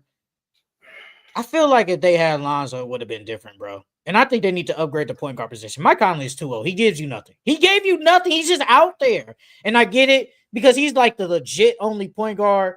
But they need like another person to have a ball. They need another ball handler. Like I get it with Julius Randle, but it's like Julius Randle, low key, sometimes He's when he not handle the ball ball, handler. yeah, but we know how sometimes he be the point forward there. He be as soon as he try to draft, he lose. It's like no, I don't like that. They need another ball handler. They need to upgrade the point guard position. Now, could that be Rob Dillingham? Is he ready to be that starting point guard next year? I don't know. I will ask you that, but I do think they need to upgrade the point guard position. And will it happen? Doubt it. They need a rim run big, bro. Rudy Gobert just offensive end. He can't do anything, bro. He can't do nothing, bro. I said it on the reaction. I said, bro, Rudy Gobert might be the worst offensive player in the NBA. He gotta be, bro. He gotta be. Like, bro, there's no way how every time he fumbles the ball every time they throw an entry pass, fumble it. Then when he do get the ball, he can't go up. It's like, brother, come on. Bro, they said it was a stat. They said he has the smallest hands out of any 7-footer in the NBA. That's a shame. His hand, I think my hands are bigger than Rudy Gobert's. Oh, wow. But yeah, I also said they low-key need to let Nikhil go. Because he's played really well this series, and he really played, this playoffs, and he's played well this season. He's gonna command more than $4 million a year, bro. And I don't think they're gonna have enough money to pay him to re-sign him. Like you said, I think Rob needs to play more next year. Terrence Shannon needs to play more next year. They need to go draft him a big because, like you said, Rudy Gobert is not it. I like the big from Georgetown, Thomas Sober. I like him for them. He's like 6'10" with like a 7'6" wingspan, bro. So he's 7'2" with some nasty long wingspan. I like that from him. Like them for him. He can play behind Rudy Gobert, learn from Rudy Gobert, and then you can flip Rudy Gobert that next year. And was the 17th pick. Yeah. The so they can go get him. They can go get him or that big man from Michigan, Danny Wolf. So they can retool their team. They got a chance to retool their team, but they need another dynamic scorer, bro. Because we saw it. If Ant ain't doing nothing and Julius ain't doing nothing, that team ain't it. That team ain't it. You want to guess what Rudy Gobert percentage layups was this series? Under 50%. Under 50%. Like, you got another guess? 42, 43, 42, 43. 35% on layups. He shot 35% that is on terrible, bro. Bro, isn't he like the second tallest player in the NBA? Or third? Something like he top 5 tallest. I know that for sure. Probably. How tall is Rudy Gobert? He got to be like 7'1", 7'2". He got to be 35% on layups. 35% on layup. That man is 7'1", bro. Ain't no way, bro. Ain't no way, bro. Ain't no way, man. Ain't no way. Hold on. Hey, this man doing some legit research right now. Bro, ain't no way, bro. Yeah, well, he like the third tallest, bro. It's like Victor, him. Donovan Cleveland. I think like him. He top 5 tallest for sure, G. And you only shooting 30% on layups, bro. On layups, that's 35. Sad, bro. That's so sad. And y'all gave up all that draft capital for that. Come on, dog. How tall is Hartenstein, bro? Hartenstein got to at least be 6'11". At least 6'10", 6'11", 7 foot, somewhere around there, He's bro. 7 foot. He's 7 Okay, foot. He a legit 7 foot. But still, bro, like bro, I've said it. Like Rudy Gobert doesn't have a post game. Don't even got a hook. It's like he can't do anything, bro. It's like if it ain't a wide open layup or if it's like a or lob, he dunk. can't do nothing. Yeah, he barely He catching had. lob. I feel like if they had like a Derek Lively type player, I think things could be better. I think things would be different, bro. Because then Mike Conley could throw a lob on him, lob on Yep. fast break. You can't do that with him, bro. Like his defense is still, I think the defense is still decent. Yeah. But the offense, man, it's so bad. Hey, It is so bad. do you think that because like I agree, if they was able to throw oops to Rudy Gobert throughout their offense, it would have made their offense a little bit better. Do you think Ant and Mike Conley don't trust him? Because Ant They don't came out trust in him. not post games. He came out in interviews before and said, like, I just want Rudy to catch the lobs and dunk it. Like he's came out and said that before. So you think they don't trust him? That's why They they don't don't throw as trust him. many lobs to him? How many times have you watched a Timberwolves game when Rudy Gobert is wide open like this down the hole and they don't throw it to him? They don't A trust lot. him. A They don't lot. trust him. They don't, bro, because they know he be fumbling hands. And I remember like a couple of years ago, Shondale said that there was like a video. It's like it's a whole video on the internet of him just fumbling passes and how he just can't catch entry passes. He can't do that. And it has hurt them. Bro, there's no way I should be every time you catch the ball down like an entry pass, you fumble in it. It's like, come on, man. Like, they need to go get another big and get another like point guard because Mike Conley just so old, can't do anything. Like Mike Conley was missing. I mean, on the defensive end, I thought he held his own. I'm not gonna cap. But the offensive end, he wasn't giving you anything. Rudy Gobert can't score on the offensive end. And Julius Randle, now you got it. Now, oh man. I don't know what the Timberwolves are thinking now after Julius Randle just has some couple of stinkers in the Western Conference Finals. It's like, do they hope he picks up the option? I don't know how they're feeling. Do they hope he picks up the option or do they just hope he just declines it? Then we just like, okay, we don't got to deal with your ass no more.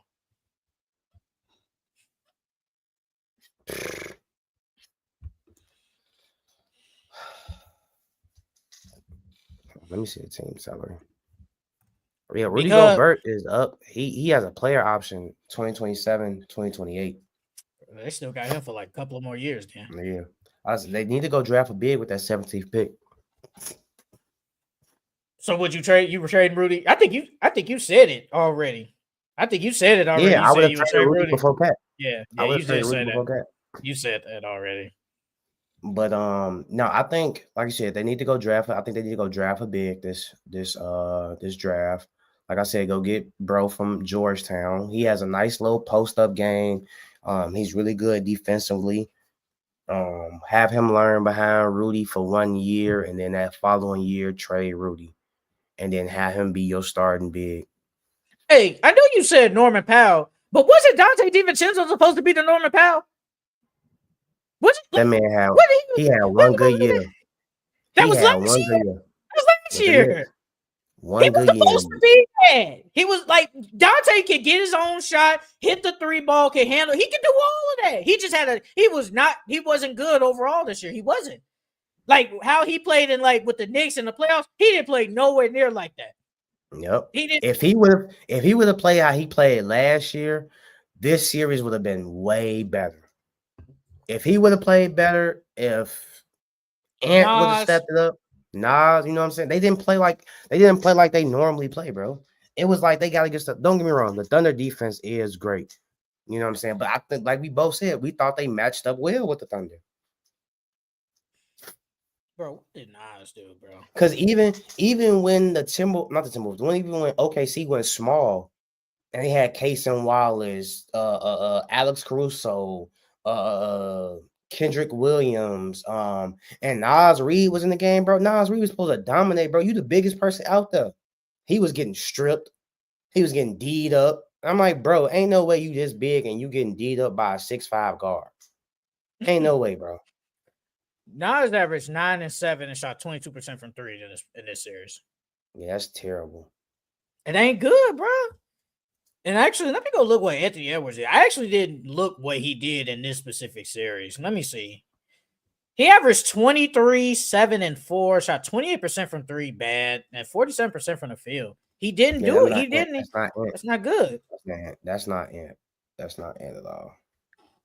And like he knows he needs to play better.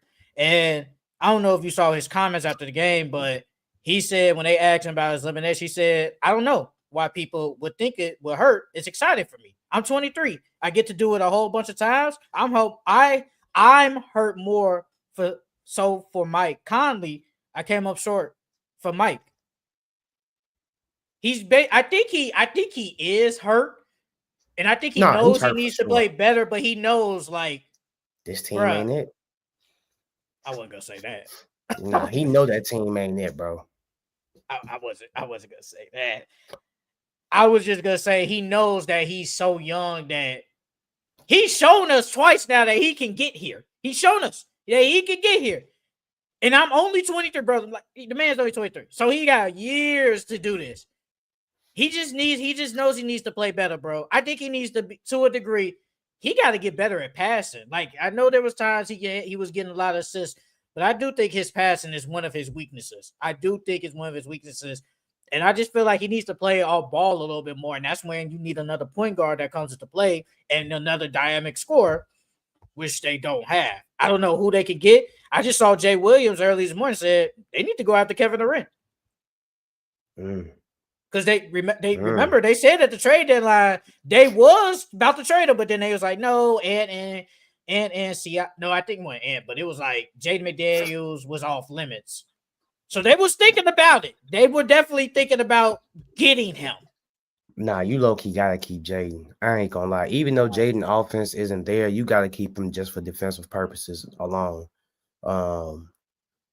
Low key trading Julius for KD, like not straight up, but like involved in that trade, that would low key help the Phoenix too. Because Phoenix, they need a low post scorer, they need a interior scorer, and Julius can do that.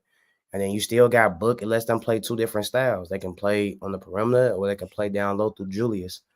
That wouldn't be bad, but I don't think the Suns would do that. To be honest, I don't think they would do that. The Timberwolves, they have they gotta think of stuff. See, I don't know like how to say grade their season because we talked about how they traded Cat. They were bad in the beginning, stepped it up late. You probably wasn't even supposed to make it to the conference finals, we're being honest. But it's like you played kind of bad in the conference finals. So it's like, I would kind of say it's a successful season. It's just you just played bad in the conference finals. That's it. It was a successful season because I don't think nobody had them going to the West. I don't even think anybody had them making it to the second round, to be honest with you. And if they did have them making it to the second round, they definitely didn't have them making the West Conference Finals. People had them lose to the Lakers. I thought they was going to lose to the Lakers. I did too. Thought it would be 5-4-1. I was wrong. Thought it would be 4-1. But let's get into the Knicks and the Indiana Pacers. The Indiana Pacers are up 3-1 on the New York Knicks and have a chance to go to the NBA Finals if they defeat them tonight. What is your takeaways from this New York Knicks and Indiana Pacers series so far? Well, I feel like the Knicks, if they do lose tonight, the Knicks gave this series away. Because first game you let them come back and you choke. So now you gave them ultra confidence now. Then they go in there and they win game 2. So now you fighting for your lives game 3. You win that one. Then game 4, you lost that one due to a Tyrese Halliburton masterclass. Now, game 4, he had a superstar type game. 30, 12, and 15 with 0 turnovers. If Tyrese Halliburton does that consistently, I have no problem calling him a superstar. That's what superstars do. What he did in game 4, that's what superstars do. And I haven't seen that consistently from him. But the key to this series was the fast break points and the turnovers, bro. Game 1, Indiana had 13 to New York's 5. Game 2, 14-7.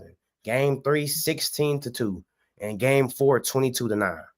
That's the main key to this series is those fast break points. If you let Indiana get out on fast breaks, it gives them confidence. And on top of that, the turnovers. You're turning the ball over every single game the Knicks have. Them that double digit over 12 turnovers every single game, bro. That is unacceptable. You turning the ball over, you leading them, you giving them fast break points. That's easy points for them because every game has been decided 10 points or less. So if you limit your turnovers and stop those fast breaks, you guys damn near win this series. You guys probably would have been up 3-1 because they would have won game 1 if they didn't choke. Game 2, I think they would have won because the Indiana Pacers would have been deflated after that game 1 loss. And so they probably would have won one back in Indiana. So it's like it would have been a whole different series. This series is literally based off of turnovers and fast break points. And the Knicks are doing a terrible job with these turnovers.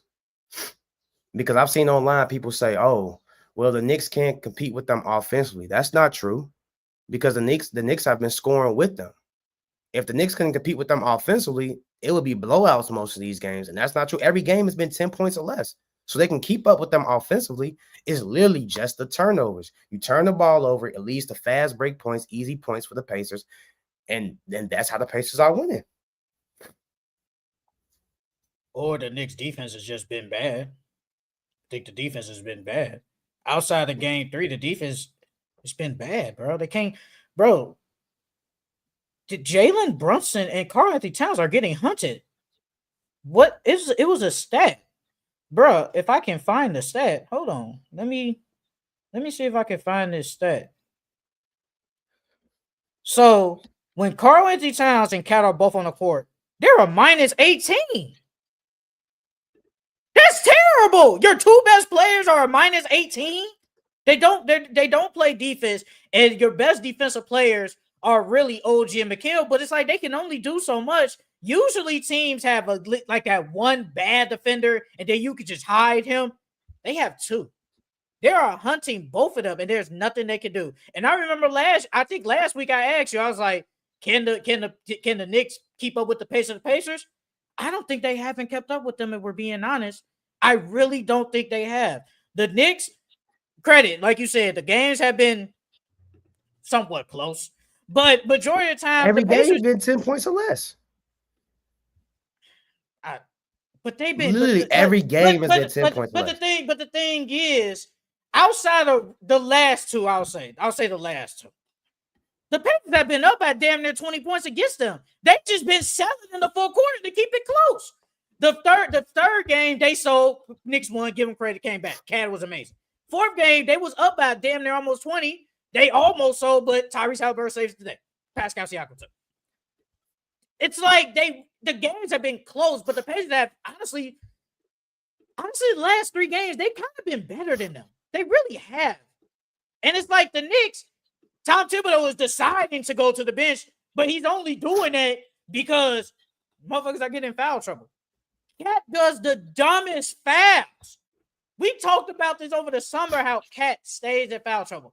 Bruh, the foul when he grabbed Miles Turner's wrist, that blew me because it's like, why are you doing that?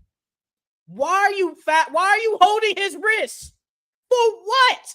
Like you're holding him like he's a kid or something. Here, bro. Like, no, why are you doing that? The Pacers, I think the Pacers getting to them. They really don't have another consistent scorer outside of Cat and Brunson. No one else is really giving you anything consistently. OG is having some good games, but not all the time. Mikal Bridges' offense has been bad. I don't know what is happening, but it ain't been good. You ain't really going to the bench, and then the bench players don't be good. The Pacers, they have so many guys. Like Aaron Nesmith, game 1, Tyrese Halliburton, Pascal Siakam, game 2, Pascal Siakam, Tyrese Halliburton, this game. So many people to score, but they don't have a lot of people on the Knicks that can score. And the defense has just been so bad. And I feel like that's the reason why. And Thibodeau's lineups. His lineups have been terrible. What are you doing? Bro, what was that lineup in game 3 they threw out there? I think it was like Landry Shamet, Deuce McBride, OG, McHale, some lineup that they never played together all year. Like, bro, he throws out the dumbest lineup. So defense, I get it, turnovers. Turnovers, defense, and lineups has killed the Knicks. And that's why they're down 3-1. They can't do anything. Now, for some reason, I feel like they could win tonight, but this series is over. It's over. There's nothing they can do. It's really nothing they can do, bro. The Pacers have been better than them, bro, and it's okay. They've been better than them. It's okay.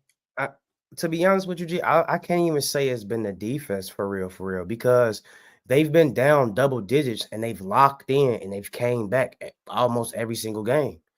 And so if you look at the turnovers from game 1 through 4, the Knicks average at least 5 more turnovers. The Knicks average at least 15 turnovers to the Pacers 10. Those five extra turnovers that the Knicks got, that's at least 10 points to 15 points right there. You know what I mean? So if they cut those turnovers down, they could potentially win all these games. So I can't really say it's the defense, it's the turnovers.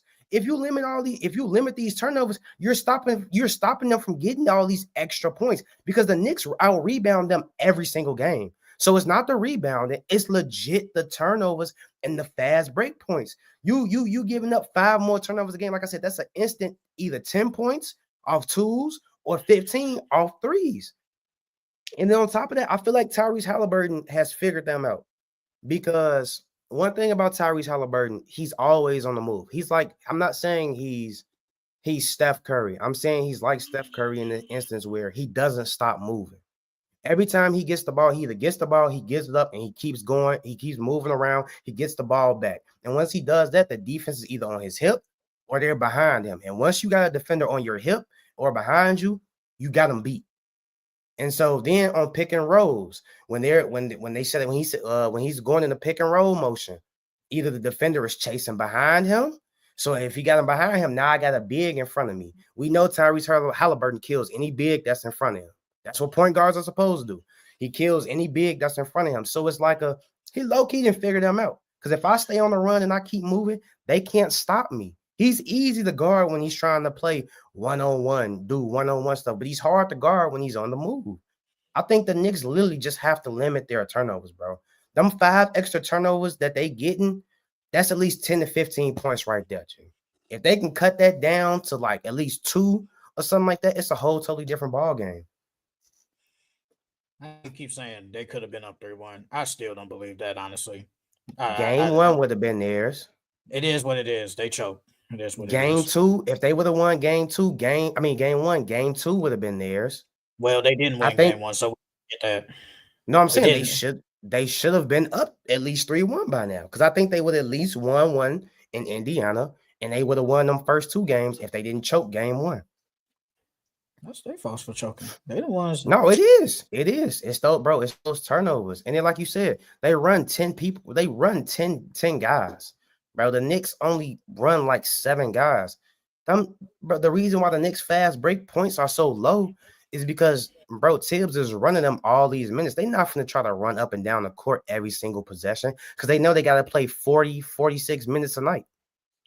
And that's what I asked. When I was like, can they keep up with the pace? You said they can. And I don't think they can. It hasn't worked. I mean, they have. Look at the scores. If they couldn't keep up with the pace, these scores wouldn't be as close. Game 1, they lost by 3. Game 2, they lost by 5. Game 3, they won by 6. Game 4, they lost by 9. Every game has been close. So they've been keeping up with the pace. They've been keeping up with them scoring wise. They've been playing good defensively. It's literally the turnovers, bro. Legit the turnovers. If you take away those 5 turnovers from every game, the Knicks win by double digits. Game 1. The Knicks win by double digits. Game 2. Game 3, they win by double digits. Game 4, they win by double digits, bro. In game 2, they only had 12 turnovers. And the Pacers only had 10. And they still lost. No, they had 13. They had 13 game 2. That's an extra 6 points. That's an extra 6 to 9 points right there. But I'm not. But you make it. But I'm not gonna say like how it is in game 4. Like they had 5 more. They only had what you said 3. I swear I saw 2, but there's neither here or there. It's like, or maybe in game 2, if people come to play and don't let Pascal Siakam drop 39, probably you would have won. And that's why I said the defense. The defense has been bad, bro. You can't tell me that in game 4, giving up 43 points in the first quarter, the defense was decent. It's been bad. Bro, if they 130 points. Bro, Win like that. Bro, game 1, the Indiana Pacers had 7 turnovers to their 15. I wasn't talking about game 2. You just said game 1 they choked. You just said that. No, I was talking about game 2. I was talking about well, when game Pascal 2. If they would have had 10 turnovers to their 10 turnovers, if they would have just equaled it out, that would have been 6 points, and the Knicks win by 1 point, bro. How come they can't just play defense? Well, they win by 1 point. The defense isn't the problem. If the defense was the problem, they would be getting blown out. They haven't gotten blown out neither game. No game this series. Why? How come they couldn't stop Pascal Siakam in game 2 then? What was the problem? Bro, it's the turn. I'm telling you, it's the turn. Pascal can go off for 30. He can go off for 30. But if we have more turnovers, then we're giving them extra possessions. And then I also said Tibbs lineups. He's to blame too. You didn't blame him either. What in game 2? Why are we deciding to bring Cat back in with like damn near 3 minutes left?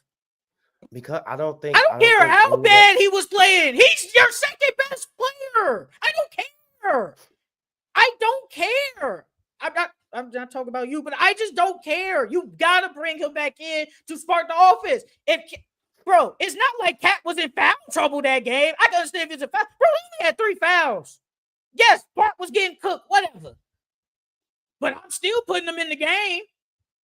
It doesn't matter. Defense. If y'all can stop Pascal, bro, if Pascal Siakam just has a regular game, y'all win. Y'all did it. Y'all dropped 39. Yes, the defense plays a part. That's what I'm saying. Yes, I get it. You're blaming turnovers, even though it was only a 2 difference, but it is what it is. But in game 2, bro, it was 13-10. Bro, go look at ESPN right now, nigga. I'm looking at it too. It literally says 13-10. Turnovers is 12. It's 12, brother. It's 12. Bro, do I gotta share my screen? Yes, look. Do you see 12? Do you see 12, brother? That's 12. Does this not say 12? Bro, it says total turnovers 13-10. What are you talking about? I'm looking at it right now on my screen. I just showed you. How do I share my screen? How do I share my screen, dog? How do I share my screen? Go to present. Present. And okay, share my screen. Yes. Boom. Bro, what does that say right there? 13-10. What are you talking about? And then I just showed you 12. If you go to box score, go to box score.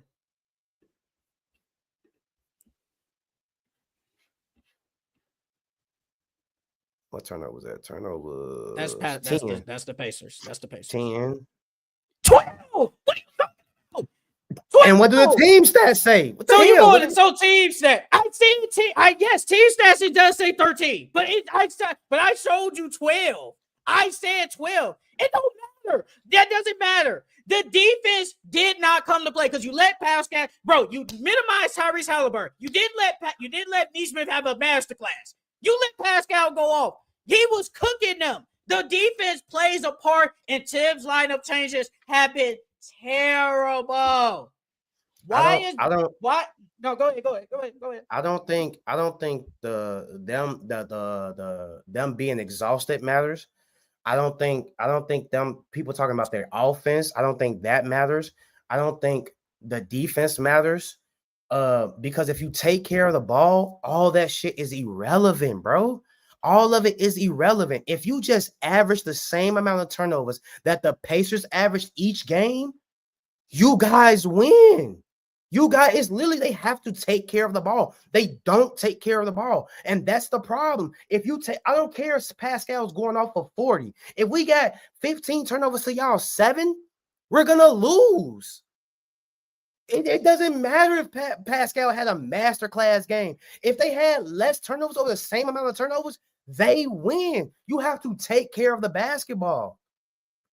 All that other shit is irrelevant. If you don't take care of the basketball, you will not win. And that's been the Knicks' problem this entire series. They have not taken care of the basketball, and it causes the Pacers to get easy, fast break points. That's legit. That's legit. The only answer for this series is the turnovers. The defense doesn't matter. The offense doesn't matter. The lineups don't matter. None of that shit matters if you take care of the basketball. I agree and disagree at the same time. I just feel like you're only saying those two things, and I think that's not entirely true. I think that plays a part, but you saying it's not true. I just feel like that's just not true. And you seen it. You seen it. We watched the game. I've And seen the you Knicks can't getting tell me blown out. They you lock up and they come back.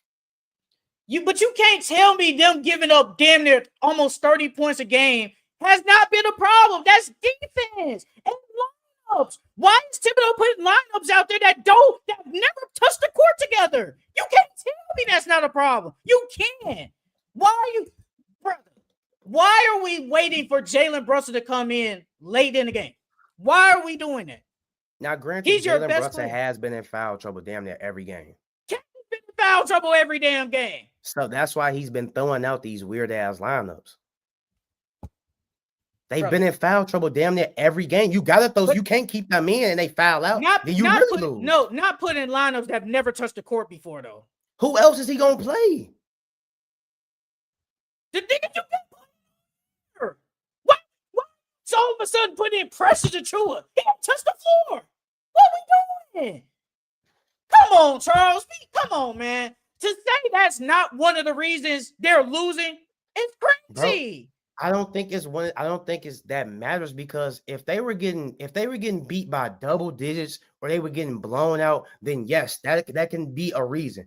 But every game is literally decided by a couple of possessions. Besides game 4, them losing by 9, every game has legit been under damn near under 6 points, 6 points or under.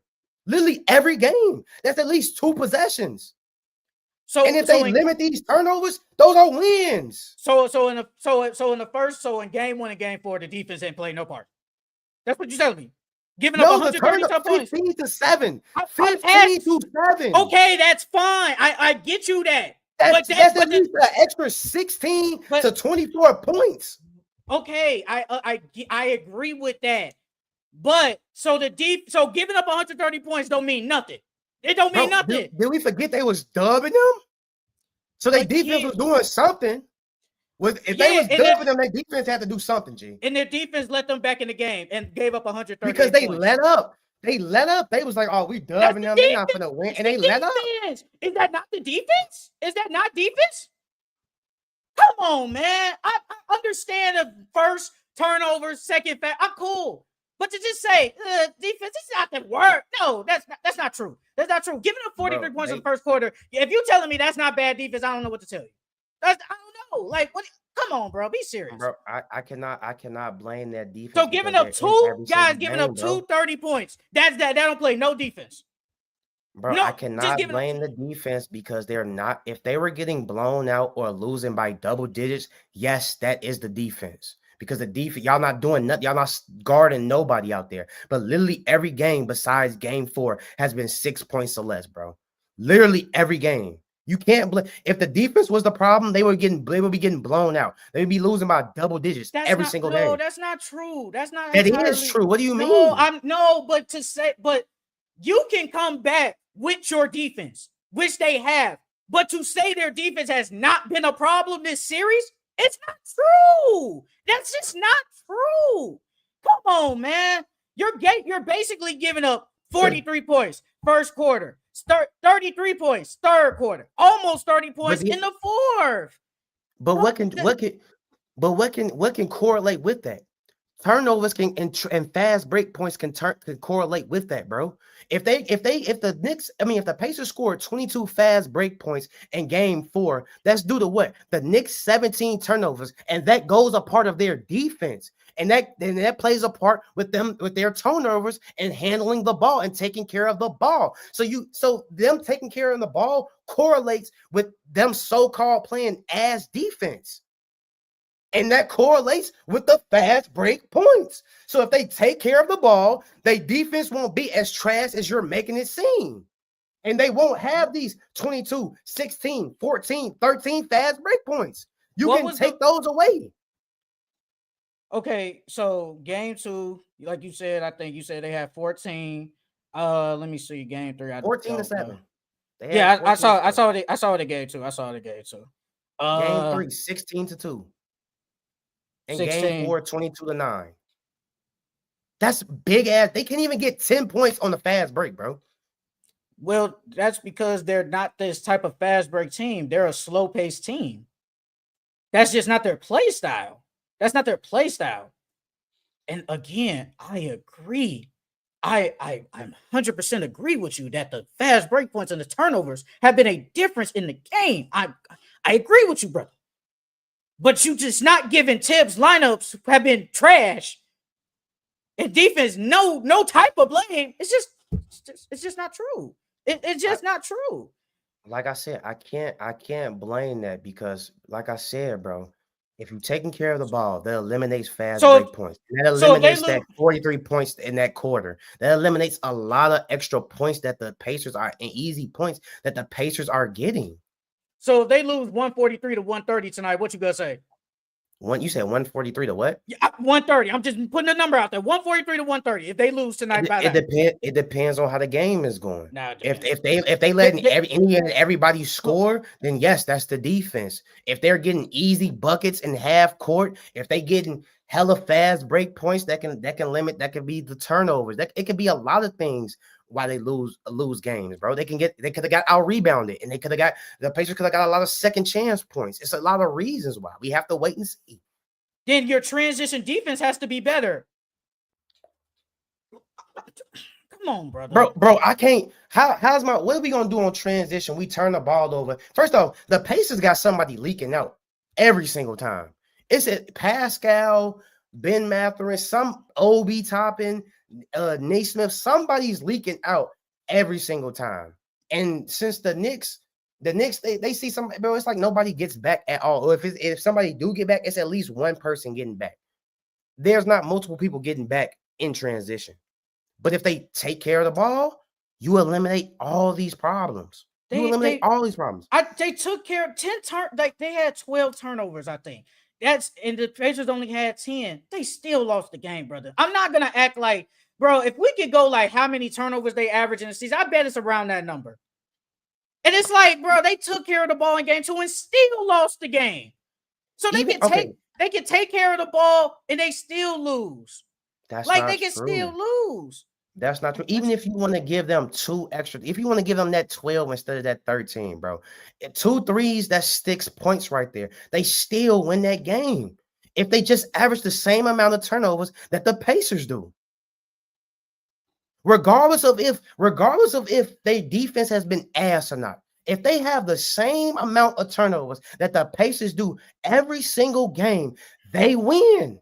That's legit the answer. The answer is not them playing better defense. The answer is not them better lineups. The answer is not them moving the ball, swinging the ball, because the offense isn't the problem. The answer is literally turnovers. That's it. That's all. That's literally it, bro. Turnovers. That's all. That's all it is. I don't think it's really just that, but okay. Okay. Well, we gonna have to agree to disagree, though. I mean, I'm up. We up. We up. They going to the finals no matter what to me. And I don't know what the Knicks can do whatever they want tonight. They cannot turn the ball over. Jalen Brunson has played good, and they still been losing. It doesn't matter. The only game they won game 4, because if you want to say, well, they got lucky because they got a bounce. Yeah. And the only reason they got lucky is because Cat decided to go masterclass. Like, that was the only reason they won it 3. Like, in game 3, what was the turnover differential? 14 to 15. Don't know. 14 to 15. The Knicks had 15. The Pacers had 14. So they limit their turnovers and they won that game. And they didn't have no 16 turnovers. They didn't have these high amount of turnovers. They turned the Pacers over. And they had 12, and they only had 12, and the Pacers only had 10 in game 2, and they still lost the game. Because Pascal Siakam had a masterclass.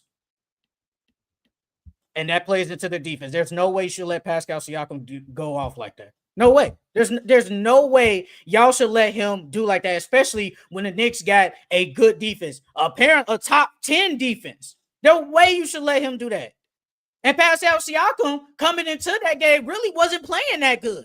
He was playing decent, but he wasn't playing great. And what did he do in game 2? He started out with the first 11 points on the team. So yes, the defense played a part because y'all was getting belt to ass by Pascal Siakam and y'all lost. So no, the defense turnovers, Tibbs lineups, and fast break points has killed them. But again, they can do all that and they still lose the game. It doesn't matter. Like, I don't know what more they can do. Like, I think they have the whole crowd on their side tonight. But honestly, they ain't been no home court advantage because you just lost first 2 games on the road at home. So that doesn't matter. Bro, the Pacers have just been better than them. And that's okay. They've just been better than them. And Tyrese Halliburton has been the best player in this series. He's been the best player. Jalen Brunson's had good games, but he's been the best player this series. It's the truth. It's the truth. And then another thing, Cat is somewhat hurt. How is that knee gonna hold up? I think he plays, but how is the knee gonna hold up? Because he ran into knee to knee with Naismith. My bad, Naismith. So how is that knee gonna go up? Josh Hart, it's Josh Hart. OG, Mikal, like Mikal's offense has been bad, but they got so many scores. It's just too much for the Knicks, bro. And it's okay. It's too much for the Knicks. I do want to ask you, let's just say the Knicks do lose tonight. What do you think is the next thing for the New York Knicks going into the offseason? Bench.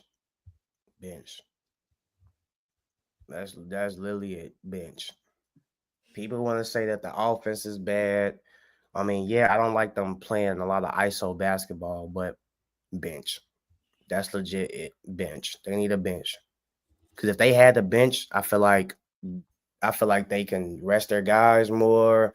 Guys would be more healthy. So yeah, I say bench. They need to go get some bench guys. I don't know. Me personally, I don't know. Because I mean, depending on how you think of these guys, Mitchell Robinson, good player. Landry Shamet, whatever. Campaign, whatever. Deuce McBride, I think he's a good player. Then after that, Precious Achua, DeLon Wright. Could those guys produce? Maybe. But we wouldn't know if Tibbs don't play them. Bro, Landry Shamet wasn't getting ticked damn near the whole playoffs. Then you decide to play him only because Jalen Brunson was in foul trouble. That is the only reason why you did it. If he wasn't in foul trouble, you would not have done that. And the thing is, I know you say bench, and I agree. They do need to go get a bench. How is Tom Thibodeau going to play those guys? I don't know. I'm hearing people say, you might have to get rid of Tibbs. That's what I'm hearing some people say, get rid of Tibbs. Because he's getting out coaching this series. Who they going to replace him with? If they replace him with an offensive-minded coach, didn't the Knicks have a top offense this year? I could have sworn they did. I think so. I think they had top 10. So you can't really say the offense is a problem. They had a top 10 offense and defense. I don't think it's Tibbs. I literally think it's just because they don't have a bench. If they had a bench, Tibbs got to get people that he trusts. Tibbs only plays people that he trusts. That's why he plays his starters so many minutes. The only bench that he really had that he trusted was that Chicago Bulls team when he was playing Keith Bogans and Ronnie Brewer and what's Omer Sheik and those guys like that. You know, was it Thomas? Was it Tim Thomas? I think we had at one point. He was playing those guys because he trusts them guys. But yeah, I don't think Tibbs needs to get fired, bro. Tibbs did a great job. But the thing is, like you said, who is he gonna trust? And it's not like they can go out here and say, who's a bench player? Let me see. It's not like they can go out in here and say sign like Nickeil Alexander-Walker, because you just said he deserves way more money. I don't think the Knicks got enough money to give him what his price range is. It's the same with Naz Reid. So it's like you have no choice but to get, say, the lower tier players of the Landry Shamans or the DeLon Wrights. And then he's just not going to play them. He's just not going to play them. Tibbs is in the wrong role. He's good for bringing in culture, but he's best as an assistant coach. I can't really say. I mean, yeah and no. I can't really say that because he did a great job as the head coach with the Bulls. He did a great job as the head coach with the Timberwolves. He's doing a great job with the Knicks. Like, I, I don't know. I mean, like you said, he's a great culture builder, and he could turn around a culture for sure. Because he turned around the Bulls. He turned around every team he's been to. He's turned around. So he's definitely a great culture builder. But I can't say he deserves to be an assistant because he's done a great job as a head coach. He just can't get past the Eastern Conference Finals, or he didn't make it to the Western Conference Finals, but he can't get past the Conference Finals. That's the only thing. He's getting out coached. And I want to give Aaron Neesmith a shout out. I think he's been playing good defense on Jalen Brunson. I think he has. I think he's making them work. And I like what Rick Carlisle is doing. Hey, if Jalen Brunson, when he come out, you come out. But when he come back in, you go guard him, because it was one possession. It was one time when Ben Shepherd was on him. Jalen Brunson's cooking him. He said, "Nah, brother, come sit on the bench." He put Aaron Neesmith in the game. Aaron Neesmith been making it hard. He's been making it work for Jalen Brunson. That man is a hack. That man is a hack. He fouled at every single play. That man's a lot of people are saying, like, man, because like when you do see the fouls, it's just like, damn, the Knicks are getting, they can't get a fucking call. They getting fouled for everything. I mean, but it is the playoffs. You know what I'm saying? Like, this is the type of basketball that they play. I ain't mad at it. But Aaron Naismith, I'm not saying he's a bad defender, but that boy is definitely a hack. They letting him get away with a lot of fouls, bro. I forgot what game it was. But he fouled Jalen Brunson like 4 times in one play, and they waited until the fourth time he fouled him in that same play to call it. Tibbs is the defensive equivalent of Mike D'Antoni. That's low key not a bad comparison. That's low key not bad at all. But the thing is, people are saying, should they I don't want to, I guess you could use the word breakup, but like, Cat fouling a lot, defense is bad. Jalen Brunson, he's been good. He's been really good for the Knicks. He plays a lot of ISO though.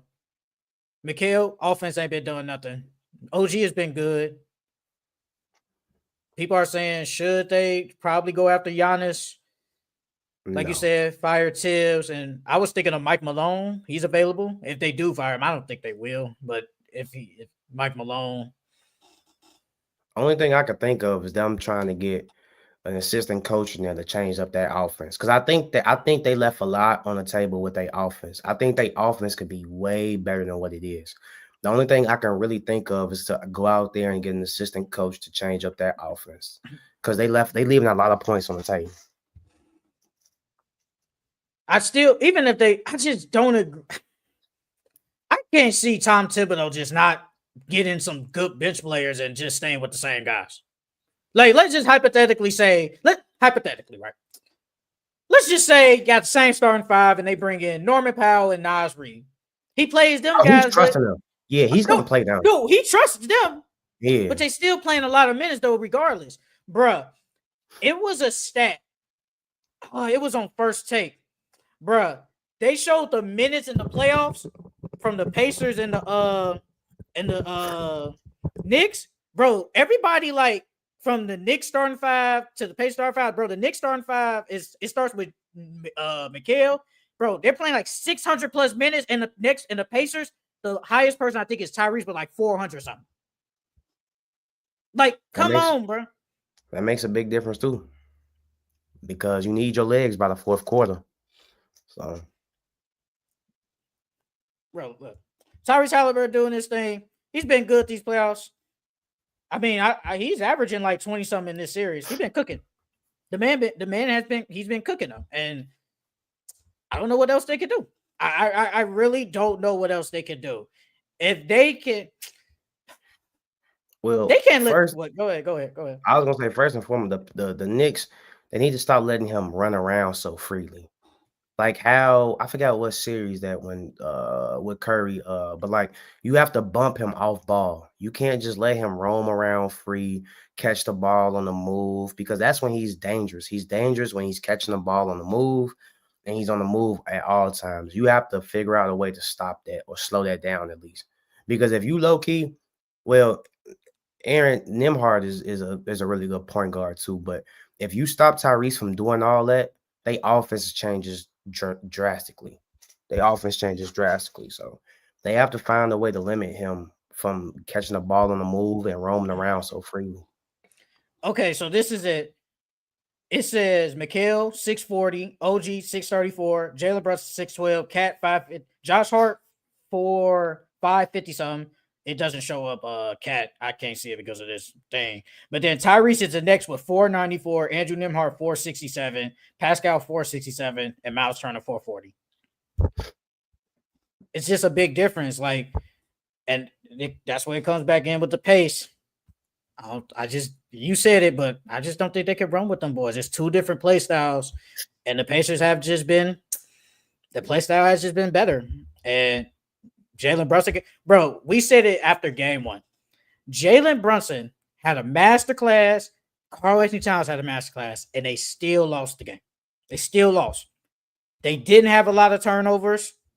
They still lost the game. How many ways can you lose? They did have a lot of turnovers, G. They only had 12. I'm not doing that. I'm talking you said about game one. Oh, I'm not. No, I meant to say game two. I'm talking about no. I meant to say game two. My bad. Game two. They only had 12. You still lose.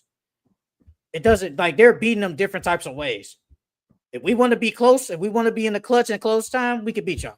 If we want to damn near blow y'all out and just not sell, we'll beat y'all. It's just simple as that, bro. Tyrese Halliburton, they'll win. But if you don't got nothing else, I do want to ask this one last question. We should have did it with the Thunder one, but I forgot about it. If SGA wins the ring this year, is he the greatest Thunder player ever? Yes. And that's only because there has not been a championship in OKC's history. The Seattle Sonics won one in 1979, but those are the Seattle Sonics. That's not the Oklahoma City Thunder. The Oklahoma City Thunder have never won a title. He would be the first player to bring a title to OKC, and that easily makes him the greatest player in OKC history. Is he better than KD? Player? The best player? No, I give it to KD. I think KD is better than him, but he will be the best player if he wins. If he wins to bring the title to them. I agree. I think if he does win a championship, which is a high chance they will, he will definitely be the greatest Thunder player ever. He would have won an MVP, Finals MVP, won a ring, something the Thunder, the original Big Three haven't done. They went to the finals one time, got beaten 5 by the Heat. He comes back and they win. Yes, he will be the greatest Thunder player ever. Now, the best, no, I agree. I think it's Kevin Durant. I think Kevin Durant, during his time as a Thunder, has been better than Shea. Even though Shea has only been there for I think he's been there for 5 years, but at this level, he's done it 3. At this level, though, he's done it 3 times. He's been 30 points the last 3 years. Could he be? Potentially. He could potentially do that. But for now, he's the second best. But if they win a ring, if they do win a ring and he wins Finals MVP, which he can, he'll be the greatest Thunder ever. And another thing about the Thunder, real quick, none of them are not even in their prime yet, and they're this good. They are this good, and not one of them have reached their prime. So we haven't even seen the best of J-Dub, who could probably get way better than this. Chet, better than this. I don't even think we've seen the peak of Shea. I don't even think so. So we're seeing them as babies, and they're already dominant on defensive end, really good on the offensive end, and they just won 68 games, are going to the finals and potentially can win. So, like you said earlier, this team has a chance of being a dynasty if they keep it together and play this dominant. Okay, so the last thing, we're going to do this one blue pick'em. Game 5, New York Knicks versus the Indiana Pacers. Who do you have winning Game 5 and why? I got the Knicks winning. I think they at home. It's a must-win game. I think the Knicks pull this one off. I still got faith in the Knicks. I ain't gonna lie. I still got faith in them. If they find a way to win at home and then they win Game 6. I think the Knicks can win this series, but I got the Knicks winning tonight. You know who you are? You low key a Kasim when it comes to these. You gonna go down with the ship. I give you that. You go down with the ship when you don't like a person and you want to push your agenda. It's not that I don't like Tyrese Halliburton. It's just that I believe in the Knicks. That's all. I mean, you did just like with James Harden. I believed in James Harden. I believed in the Bucks. So if I believe in that team, I'm gonna roll with them, bro. I'm not no bandwagon. I'm not no bandwagon ass nigga. So if I gotta go down with the ship, I'm gonna go down with the ship. I'm loyal. I'm not gonna jump ship just because I see shit going bad. I can tell because you kept going with James Harden, and I'm not speaking of him, but you loyal. I give you that. You are a loyal guy. That's why you in a committed relationship, brother. You that guy. But I think the Pacers close this out, bro. But for some reason, I could see the Knicks winning this game, but I don't see them winning, period. I just don't see them winning anyway. So I'm going to go with the Pacers. I think the Pacers' offense is just too good. Tyrese Halliburton has been great so far. Pascal Siakam has been better. And I don't trust the Knicks' defense. I don't trust it at all. And Cat's knee issue is a concern for the Knicks. I don't know how that is going to be. And I need contributions from, say, Mikal and OG. I think Jalen Brunson plays good as per usual, but I just don't trust their offense can just keep up with the pace of the Pacers, and the Pacers like to get out in transition. They got too many scorers on that team that could go get a bucket. I saw Ben Mathurin had 20 points, but that's neither here or there. Was it like 12 minutes or some shit like that? It was like 12 or 15 minutes or something like that. Yes, it was. Oh, he had 10 free throws. I don't care. That's what it was. He had 10 free throws. That's fine. That's perfectly fine. He still had 20 points. On the box score, say 20. So it doesn't matter. I think the offense is too much for the Knicks. I think the Knicks, even though they are at home, that home crowd has not been on their side. It's not a home. It's not like, oh man, they got the home court. No.